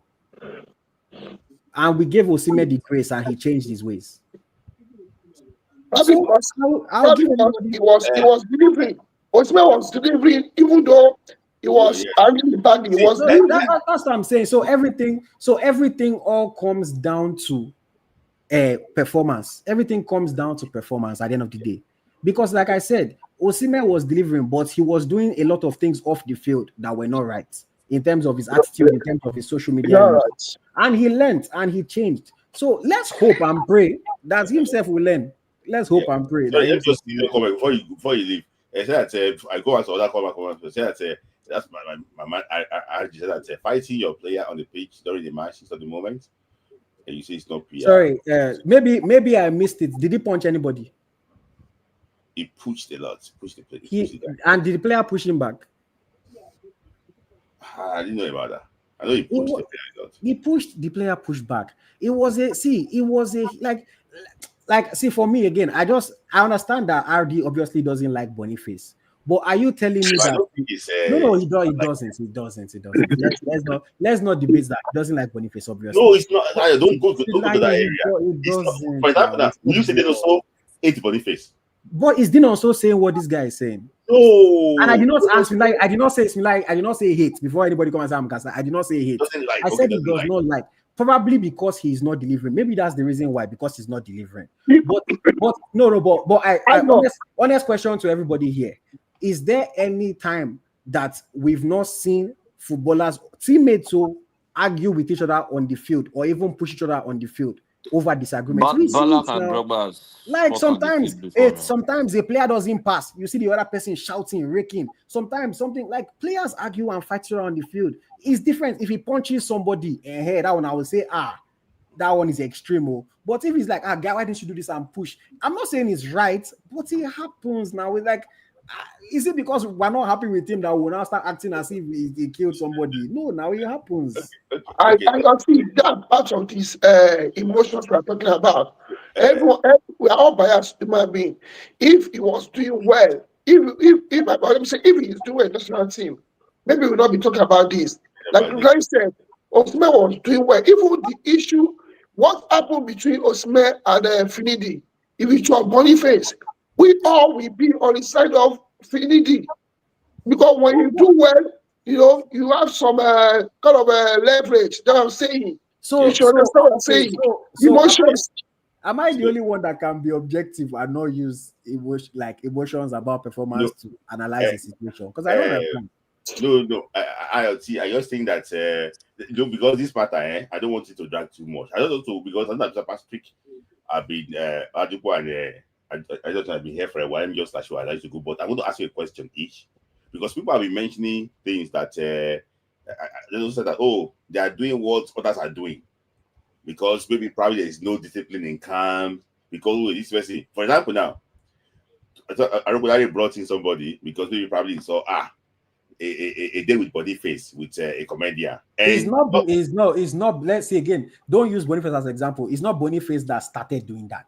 I know. What I'm saying is because like the narrative of what will come out from what you are saying is as if I don't want to. I know that's not what you are saying, but that's how people that are on your side will read it. Aaron Kodare did not do it because he saw Boniface doing it. Aaron Kodare did it because it has been happening and people have been doing it. Boniface too. Boniface also did it because it has been happening and it is wrong across the board. So let's not pick on Boniface for it. That's what I'm saying. It is wrong across the board. Enacho has brought people. Yeah, the same person that used to say Enacho. Used to say Enacho comes to sell clothes in camp. Like they've been doing wrong things. See, we criticize him. I'm going to come. I just want to release Patrick, you and Andy. I'm going to come to this question. And you can also add when you make your submission, you can add your questions to it. So I want to ask this question because I was going somewhere. Say, is it because there is no leadership in these Super Eagles? I'm going to ask Mr. Patrick first. Is it because there is no really leadership in these Super Eagles? That is the reason why a comedian will go from Boniface camp to UK's room to everybody's room and be saying, you Super Eagle player. Where I don't think maybe he was even checked before he entered that hotel. Security risk. Do you think, Mr. Patrick, that because there is no leadership in these Super Eagles, that's why we're experiencing all these things, Mr. Patrick? I don't think. I think he has to also do with the coach, the rules. I remember when Stephen Keshi, was the coach. Stephen Keshi will tell you to arrive by Tuesday, 10 p.m. is deadline for every player to arrive. If you don't arrive then, forget it. Even I remember Okocha used to be the last person. Maybe Okocha we arrive by 9:45 and be in the gallery waiting till maybe 9:58. Okocha will just say, see, I didn't meet the 10 p.m. deadline. So I think he has to also do with because I remember the last World Cup playoffs. You see journalists will scroll, be asking people, asking players interview. Those days, Keshin, You know, I remember Keshi. You dare not. They concentrate on that business. No room for any interview, for anything. Everybody is, you know, concentrating. When they qualify, yes, you can, you know, do interview. You can also do so. To me, I don't think because the leadership in this case now is not something the captain will do. But I remember in is it 2004 AFCON, Celestin Babayaro, Yakuba Yubeni, and one other guy was sent home from the AFCON. Agale. Yes, they were sent home from the AFCON because of indiscipline. And that discipline is important. It's the same thing that made Ateta send Aubameyang out. So Aubameyang break the rules, and Ateta tell him you have to go. So there must be discipline in terms of but this has to do with the coaching anyway, not the captain, because the captain is almost the same level with the player, his fellow player. So he cannot really say much. Maybe he's just doing but the coaching can have their rules. I remember when this coach told all the Argentina players they must cut their head. And this guy, Redondo, refused to cut his head, and he didn't invite him in the national team.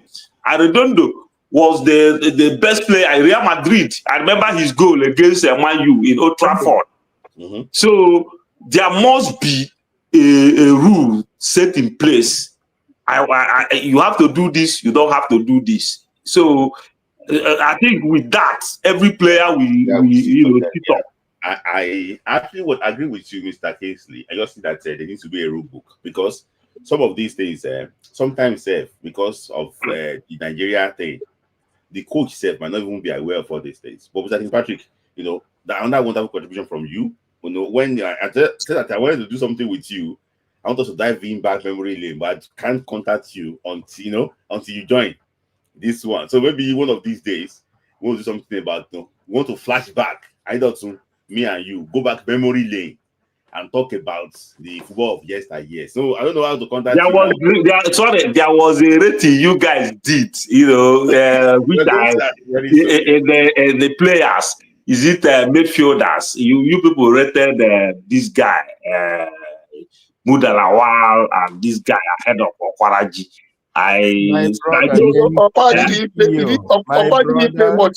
No, but Okwaraji was. I don't know whether Okwaraji was outstanding. I remember, this thing. If you remember how Okocha came in 19.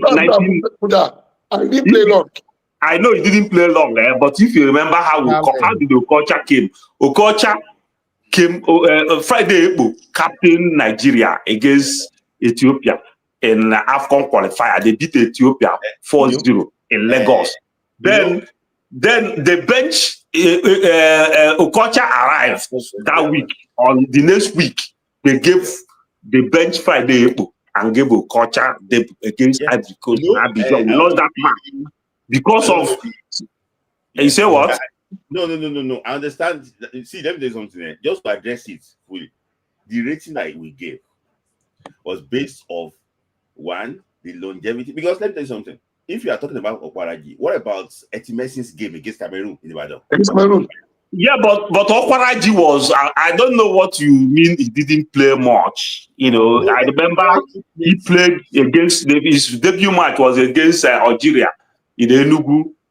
So 88 qualifier. We beat Algeria 2-0. And he was outstanding. In fact, everybody was asking where did this guy came from.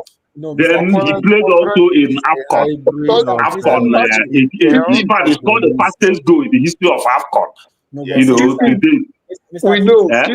See, the way the ranking works. Yeah, he didn't play long, but I don't know how Mudalawa. I'm not saying was better than him. Mudalawa, yes, I know. Yeah, okay. Because I want us to. So I agree with you, Mr. Kingsley. But I just have let me explain, because I'm the one that started the whole thing here. So the way the ranking works, it is not based on just how good the player is or was. It is about how good they were, plus how long they were good for, plus what they actually won and achieved in their career at club level, plus what they actually won and achieved in their career for the Super Eagles. So we consider all these factors. Okwaraji could have been the best that we've ever seen, but unfortunately, if his career was cut short because of untimely death, and somebody ended up playing 20 years and ended up winning 30 trophies, even though the guy was not as good, the person will probably be ranked ahead of Okwaraji because he achieved more. Do you know what I'm saying? So the achievements matter as well. Anyway, you have a point there. You have a point there. Yeah, but you know, this same issue is the same issue with Yaya Toure and Okocha. Yaya Toure won 5 AFCON, or 4 or 5 African Footballer of the Year. Okocha did not win any African footballer. The highest Okocha came was 1998. That he came second, just 2 points behind Mustafa Haji. And Mustafa Haji got that 2 points because of the practical kick he scored against Egypt in Burkina Faso 98 AFCON. Okay. I don't know. Let me just say my own submission. Please, 10 seconds, please. You have to be very fast. So that, then what's the difference now? Patrick, what's the difference between the late Arnold America and Samuel Okwaraji? So, like Larry said, we use some indices to pick the players.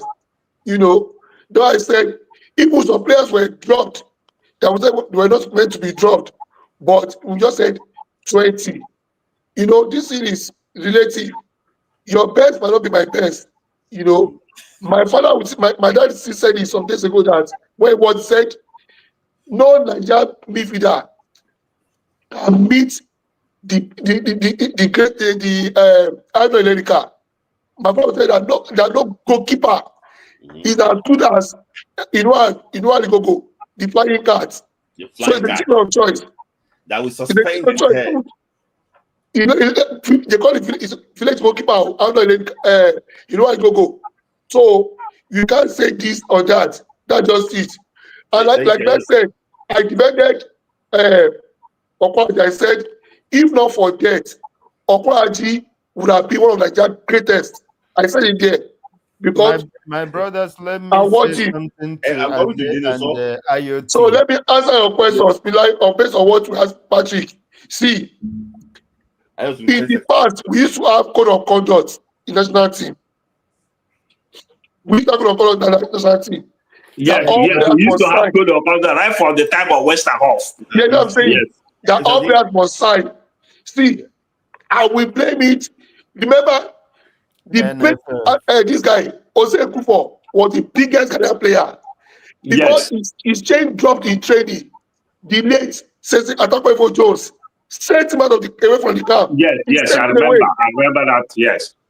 See, it all boils down to the camp commandant. And I've been saying it when we had this Colonel Greg Tayo, and then we now have Gino Akishola, a policeman, as camp commandant. We did not see this level of indiscipline. We didn't see it, yes. Sorry, during the AFCON, a madman went to camp, a madman, and was creating content. All of these social media actresses, actors, everyone was not going to the camp. When the guys were on duty, they went for war. People were not going to camp. Guys were skipping close. So we have to blame it on the camp commandant. Patrick Pascal. Thank you. Thank you. Laddie, in 10 seconds, please. Do you think that leadership is a bigger problem in the Super Eagles camp? Yes, no, I don't. For instance, now, Boniface came into that team as, in his own head anyway, as a big player. So our captain cannot say, stop doing that, or why are you doing this? He's going to fight him and use the Nigerian boy power against him. So sometimes I feel like Kakos is good in a team. In Chelsea team now, you can't come as one player and start doing nonsense in front of Drogba, Lampard, and Terry. They will tell you off straight away. They'll tell you off. make a podcast in high performance. You will hear more about it. Yeah, they will tell you off, and you can't. But in Nigeria, there's no longer Kakos. I think there used to be Kakos back in the days, They used to be but there. now there Yeah. is no Kakos. Kakos too is good. Sometimes Yes. it can be bad, but Yes. in this instance, when you have senior men as Kakos, say Olise, and you have Yeah. Okocha, kind of, they will see Boniface doing rubbish. Who be this one? Mhm. We will You stop know. all You know. this rubbish. Let me just back up that one before I let you guys go.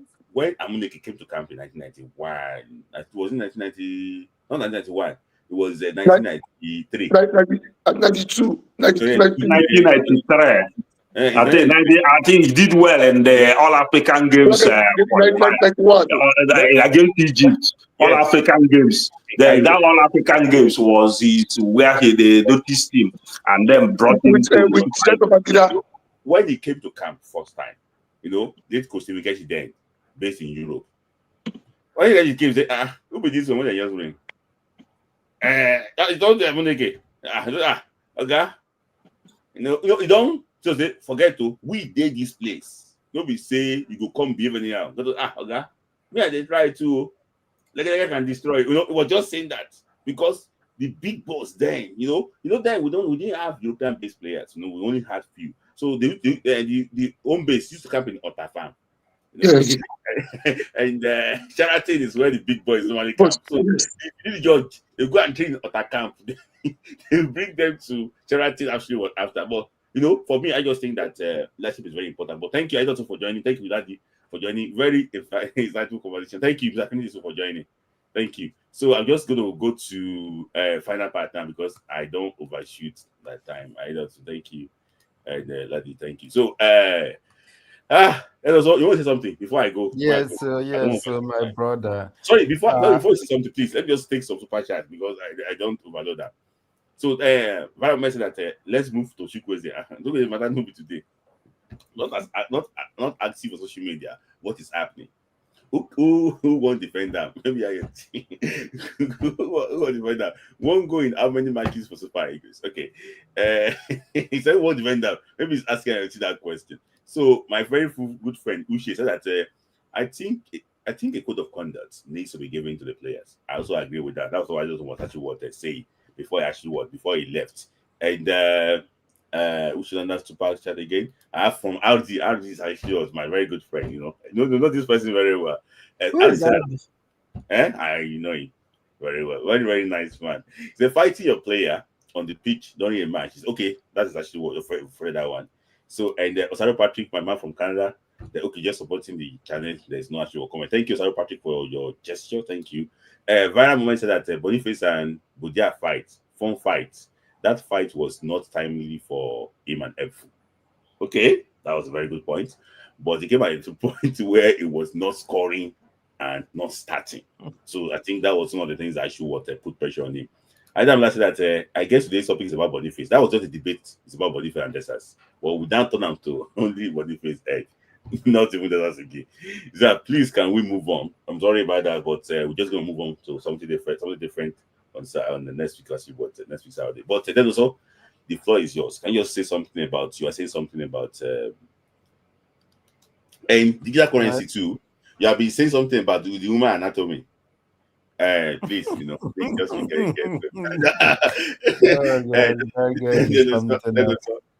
yeah. So to me, this is not coming from a loyalty or closeness to the one and only Waski Pele, our homeboy and very close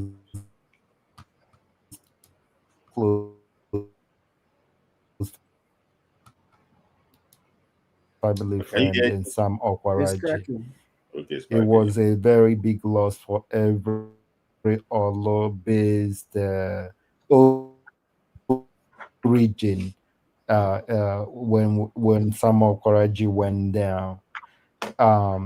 For the fact of how much this guy gave to no more patriotism, Bovista wanted to block him from coming to honor national team. They go foreign player. that told them, "You can never stop me from glorifies what it is to wear that green and white." He is a super talent. There is no because he gave his life for the country. And I understand IoT, you might not have watched this guy because of your generation. Sam Okwaraji is something special. He would have taken Nigeria to greater heights. Nigeria has not seen a very intelligent midfielder as that guy. If he would have gone into the 1994 World Cup, it would have been something to behold. Yeah. Then also, you are cracking slightly, but just to back what you said up. See, a lot of people did not know that before 94, we had a very good generation coming through. That generation started their adventure when they qualified the final of the 1984 Oh, AFCON just in Ivory Coast, 84. They went oh, to 84, Morocco in 1988 and they finished second. 88. They would have won that AFCON, that? Not because of that referee. But what I If was saying not was for that, yeah. referee. During that time, Ima Okocha, Samuel Okparaji, Etimesin, all those guys, they were building to qualify for Italian 90. They were just one Yes, game away from one qualifying for game. Italian 90.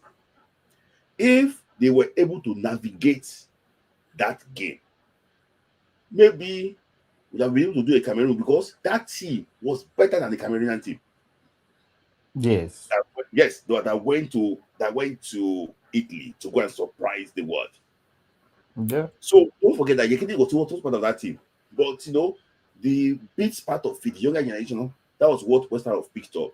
Built some other guys with it too, foreign based players, took them 94, they won the AFCON 94, 92 bronze medal, and also what second round in US 94. So I'm just saying that the reason why we did not consider Baragi up was just basically that he played 2 tournaments for Nigeria. I think he was there in So 88. I think it was in So 88 and then Morocco 88 or so. I think it was in So 88 I think it was in Morocco 88 under Alfred Honor. And so Yeah. it's just because of his time. See, nobody can deny how good he was. The same thing too with someone like Aruna Lerika. Aruna Lerika was part of one of the best players in the 70s for Nigeria. He too was unlucky. Godinier scored own goal. They didn't go to against 1978. The team went ahead to win the AFCON in 1980. But we didn't consider him just because of the length of time he played for Nigeria too. So, we had players. One player we never mentioned, Chibuzo Heilogu. Hey, Chibuzo Heilogu. A lot of people, that is the definition of a full Nigerian player. Typical Nigerian player. I was playing for Enugu Rangers. Chibuzo Heilogu, 1984 AFCON. It's on YouTube. You can go and watch highlight of what Chibuzo Heilogu. He was part of the 1983 under 20. He left Rangers. I think after 85 or 86, he went abroad. Chibuzo Heilogu. I can say, see, we had some players that have, look at Moses Parkoff of BBC Dance of Boko. Very good player. Michael. He consider, I know that IoT did a very good job on, because those times they played was just, the length of time was too small. We had to consider Mutalawa. Mutalawa played in like 4 AFCONs. He won 1. He played in like about 2 finals or so. So, we have to consider Mutalawa was the highest cap player before Musa. I don't count this Musa World Cup. That's a huge difference with number of caps. It's the impact you had in the national team. So there's a lot of things, guys. I know that maybe our team will still do a review of ranking. Maybe that you're going to do like for a review of the ranking. Yeah, come on. There's no review. At the end of the day, so for me, the way I look at everything is opinion based now. No matter, somebody will always think this person was better, another person will think a different thing. It's just the way it always is. See, somebody here is saying, "Oh, in the forward ranking, you did not include this player, did not include that player." somebody would always think this other person should have been there. It's opinions, If you agree, fine. If you don't agree, give us your opinion. Look, for me, nobody is right or wrong, when Yes. it comes to these And things. and kudos to Moses Parkoff now. I think he's like into IT now, doing very well. Moses Parkoff, Blackie Douglas now is in Dublin, IT, he's into IT. All of the guys, they went to the university then also. So they had the first degree to move on to something different. So, Which is good. which is good. That is it, which is good. That's why sometimes I encourage those players to IoT, maybe the ones you work with. I don't know how you value them to go and study. But I think that if you are in a position to advise them to, I think that education is not a waste. I And don't know. that is where the older generation of the super egos, if that trend is in our national team, that culture would kind of seep into all these newer players. They need somebody, they need guidance. So yes, That guidance is lacking there. That is why what Mr. Patrick was saying, the leadership. Yeah, he was spot on. So I see. I know that maybe probably we still. There's also I know that you sent me some messages. A message is very very long about Felix Agu. I know that you have very deep opinion, but when he makes his debut today, we'll be able to have conversation more about it. But IoT, you sent something about it, Iran. So I know that it's live now. I think he went live this morning. This morning, yeah. This morning, yes. So the live this forward ranking. People are talking about Agawa is not there. It's just because. See, if people are complaining, they will complain when they see the one that we just filmed. They will complain even more when they watch that one. Don't worry. Because we just filmed another one. And so before I play this thing, I know that I see you have so many things that you want coming up on tables of like Eagle Striker. So I know that you had interview recorded for Francis. When that one, no one was all sorry. I've already putting them together because of the mistakes they have in them. So, can you tell me when is I don't have a date yet for when the Akwe one will be out, but it shouldn't take too long. Yeah. Akwe, I'm going to do one with Uche, who just had his first season in Austria. Very good. Leon Balogun's one, we've kind of had to postpone it because of his whole Rangers situation. Search and all that. Yeah, he's trying to figure out his future. Yakubu Aigbeni is going to come this summer as well. And maybe Ashley Plumter. And I think Edna doesn't want to speak. Why? Her future is unsure. In Super Eagles, it's Falcons. Yeah, because I mean they're not looking at her side yet, so she's. I will talk about this girl matter. I think her future is unsure because she wants to play for Nigeria, but she cannot choose to they have to look at her and choose her. I will have to talk We're talking about our starting striker here. And I don't say before, that year should be our starting striker. We all know that. Yes, matter. So okay. So okay, well, you're having that. I know that you don't have the date for when is the date for the overall ranking? You don't have it. That should be in another 2 weeks. Okay, after 2 weeks. Okay. So what is live currently now? This odds. I know that people have been asking for the striker. Guys, I'm pretty sure that this one will not actually work that point. I won't lie to you. The guy that did the editing was spot on. Did a very good job on that. And I have to, it's like a movie. So if you start it, you will not. Now, why they tell RD when he come my own channel, they drop super chats, they fight me. So that I can pay my staff. Each channel. You don't want to fight me for my own channel. So let me just play the trailer quickly. Then before I already shoot past my time. I think we have ever seen a striker level Osimhen and Grand bodies. Today, when they do compilation of the worst misses in football, they still if you hear the way people talk about Bafemi Martins because of nostalgia, they will tell you that he dominated Syria. You will not know he scored only 28 Syria goals.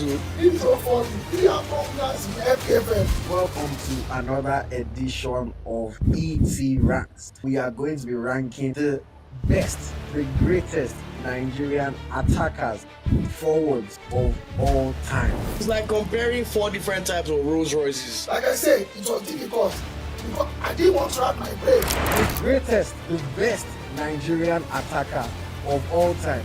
3, 2, 1. Okay. So that was actually very interesting. You know the funny thing about oh sorry, I wanted to put. You know the funny thing about this thing is that immediately you posted this trailer, I went to the comment section. Somebody said that because of my comment about Victor Osimhen, it's tired of missing me already. So again, guy, I'm moved to all these things. It's tired of missing me already. People don't bother to watch. They just watch. Because these people 45 are saying nonsense because of Victor Osimhen. See, let me just tell you something about Victor Osimhen. You agree with me?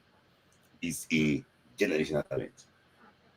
People need to understand that he's a generational talent, and it's when Victor Osimhen talks, they do again.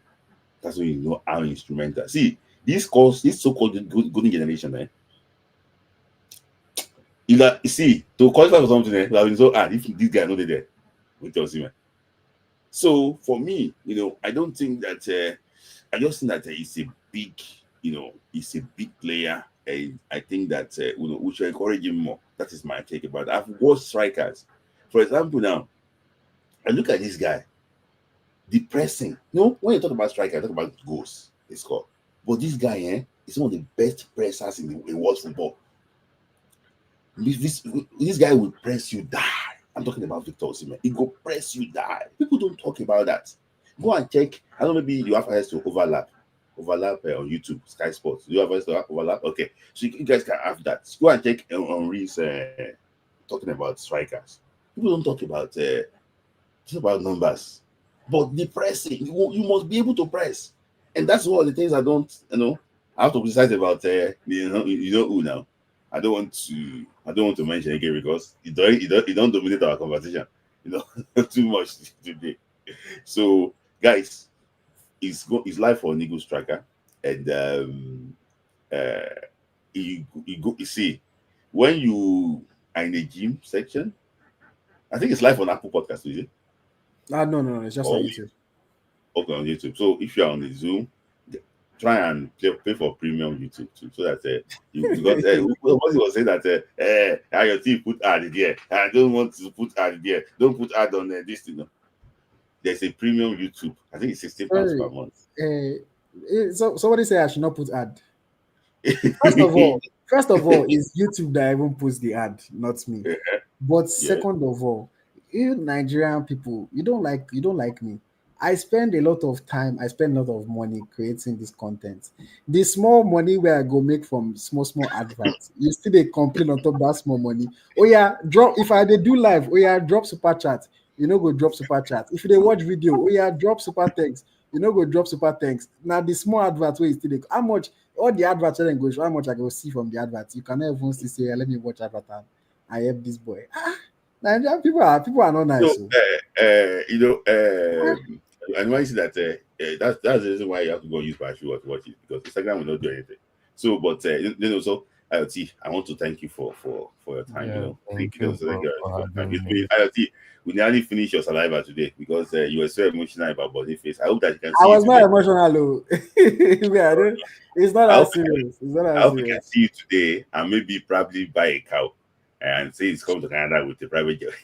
So you really believe that Tosin wants to play for Nigeria and the Emera? That one is play for Nigeria. Boniface, all the and the Emera will play for Nigeria. Emera is even closer, but the problem is that if there's something there. See, so all these things there. RD. Sorry. Let me reply to his comment. RD, I'm sorry because I'm saying all these things. Don't get it twisted. Like I don't need your money. Sorry. No. Like let's not get it twisted. No, because of what he's saying. I should humble for because of $100. Now, bro. Let's come on now. You think I'm struggling? Like obviously, like I'm building a business, but don't come and be chatting like. If you dropped like $10,000 now, I would say okay to make a difference in my life. But come on now, like don't talk crap because of $100. Like I don't need your money. You can keep it. Like what? No. It's not. It's not. No, because that's a very. He's trying to be condescending. Oh, the now humble with the be like Smith. Like nah, bro. Like how much are you dropping that you're talking shit? Like I don't need your money, bro. No, Like, no, no. what? It's not. It's not. If you want, like, I don't care. Like those that support. I don't Yes, think. I'm saying this I super don't think chat, it but meant it. I don't think it actually yeah, was meant that way. that's well, I took I it meant it like that because way. that's Let's No, leave no, no, no. let's leave that like topic. come on, We've had a yeah, good because of how session much. This already. person, that you're talking about, I will not No, just no, spend. no. But that's No, disrespectful. it's Like it's not. disrespectful. It is It's not. disrespectful. I It don't is think it meant it that disrespectful. way. You're telling me I should be humble for $100. Come on, No, now, like. no, no. It's not. Don't look at the money. No, Don't look but at like the it's disrespectful. That he money. did it to make a statement. You know, he could have No, commented it without. no, no, no. It's Don't look disrespectful. at. But Don't look at. I Don't mean, look fine. You don't have to at. support me, but what trying to say? Be humble I and don't. cost I you don't. I seven don't. hundred dollars No, super no, chat. no, no, no. So See, you don't know this person. He didn't make it that. you've been through the rigors of Come on things now, like come on this now. No, already. I'm not Don't humble. let it kind of take over your shine at the moment. Not no. I, I don't think. Normally I don't get offended by this, but what because of what now? Come on. No. I you see. I mean, I always you tell people if you always want get to things like if you want this. to flex your money, flex big. Drop $10,000. Let me know that you have money that can make a significant impact. $100 is like what? No amount of money If is I go worth on if I go out this night, I will spend more than that. At least anything what you like this, but just come on, stay focused and not let it deter you. come on now. No. I don't think I should. Drop more. Let's see that you're a big boy. Drop 500. Let's see that you're a big I boy. don't think I Drop should. 1,000. Let's see that you're a big What, boy. eh? Little joke. I'm acting my age again. That one too is not supposed to be disrespectful. Is that also not supposed to be disrespectful?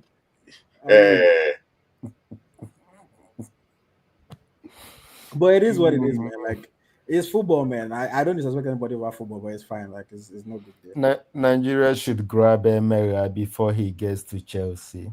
Yeah. I think so too. I just think that this guy is working hard. I just pray that he gets well. I had a chance to talk to him slightly. Very good man. So very very humble too, but very disciplined. So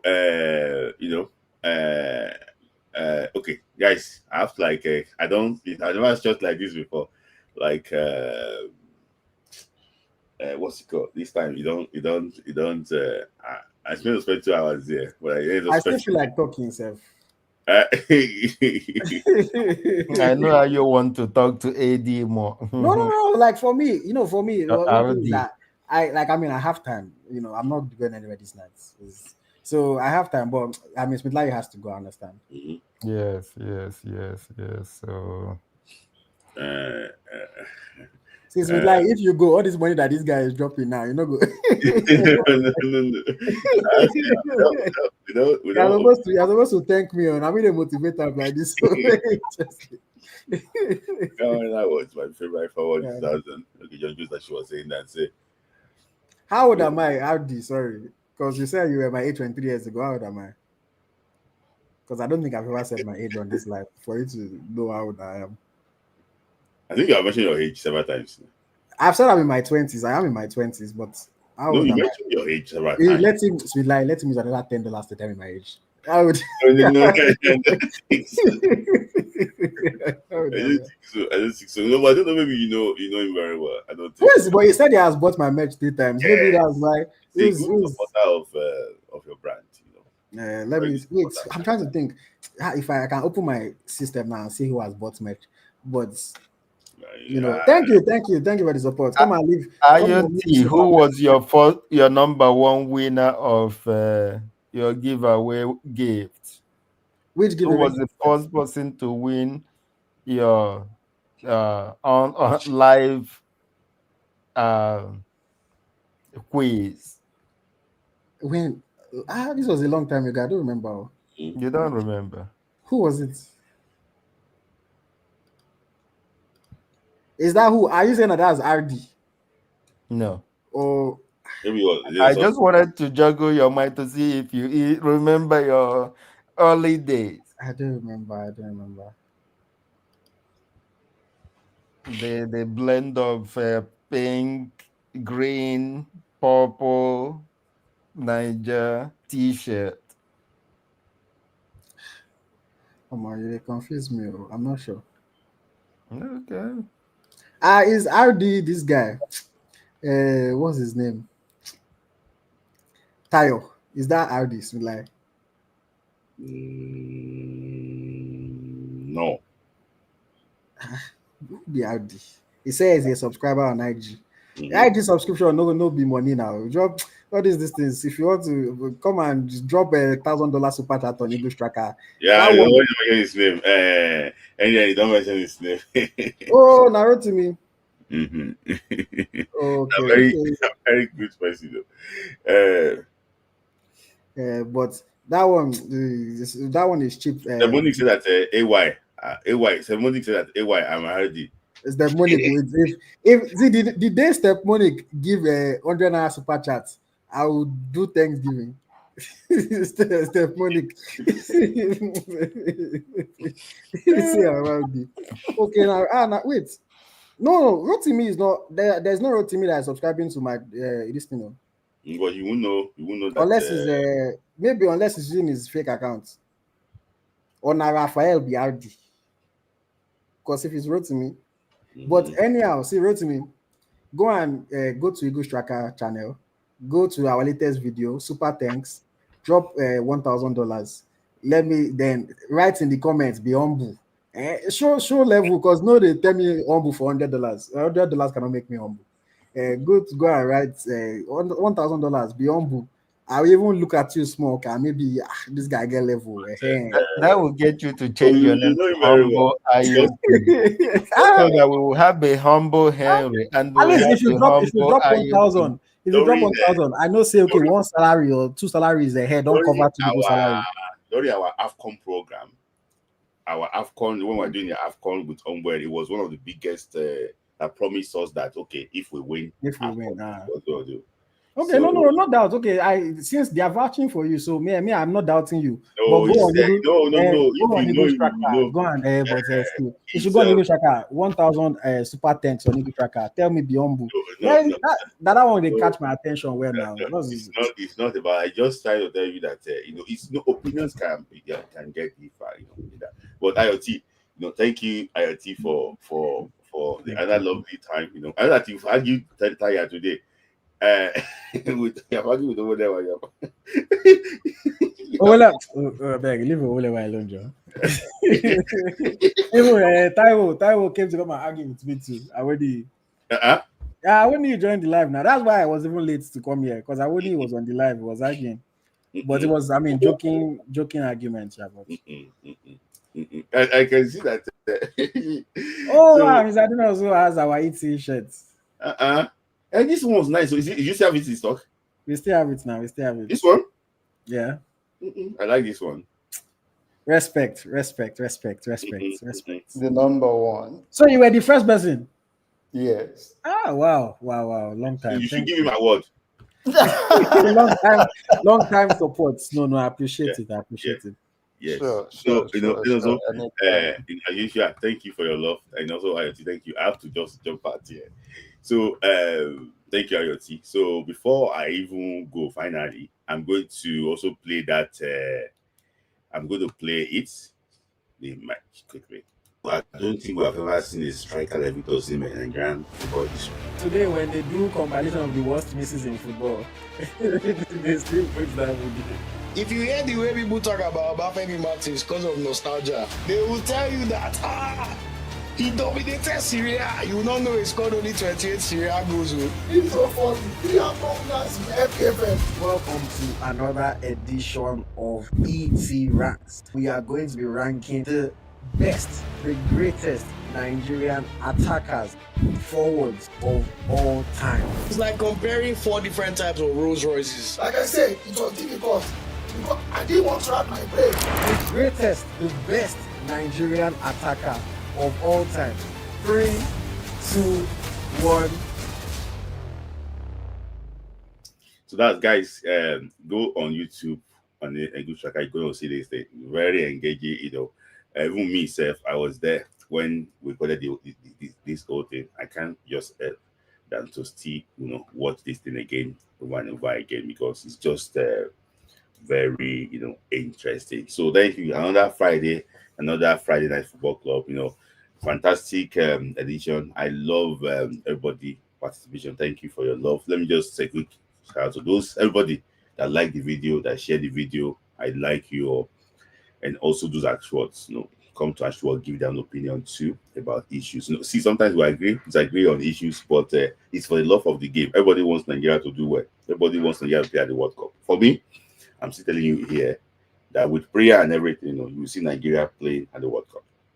So let me just give a shout out to those that have sent super chat. So I'm going to start with viral moments. Thank you. Ayoton, my man, thank you. Viral moments, thank you.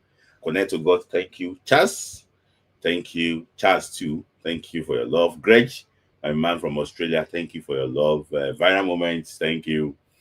Viral moments, thank you. Charles again, thank you. RD, that's the first of many from RD. Thank you for your love. RD, thank you for your love. And Michael Adelami, thank you for your love. RD again, thank you for your love. Then also, thank you for your love. Bentley, thank you for your love. RD again, thank you for your love. I appreciate you so much. And RD, thank you for your love. Viral moments, thank you for your love. Uche, my man from Canada, thank you for your love. RD, thank you for your love. Osaro Patrick, always consistent, with always trying to support us all the time. Osaro Patrick, I appreciate you. Thank you for your love. Despite you didn't break any comment there, but you're supporting us. Thank you for your love. Viral moment again, thank you for your love. Adida Mola, thank you for your love. John Jones, thank you for your love. RD again, $100. Thank you for your love. RD, and RD Ashua, thank you for your love. So I appreciate all of you for this, for the way you are supporting us. Thank you. So guys, if there is any break between now and Monday, there should be news about the 3-point deduction. So I will come live anytime. I will come and analyze everything, the permutations and everything, since we have an update from FIFA. So in like 2 or 3 days, we can get an update from FIFA. Even tomorrow morning, we might get an update from FIFA. I think it's going to be Sunday or Monday. So I will come and give you updates too. Maybe probably after the game tomorrow against what's it called? Against Jamaica. After the Champions League game, we can still come live too and do some few things. Maybe probably Sunday, I don't know. But if I could get the what's it called, the analysis of the game, I'll come and discuss about it. But guys, I appreciate your love for this channel. And anybody else, Smith Lai, see you again next Friday. Have a lovely weekend. Thank you.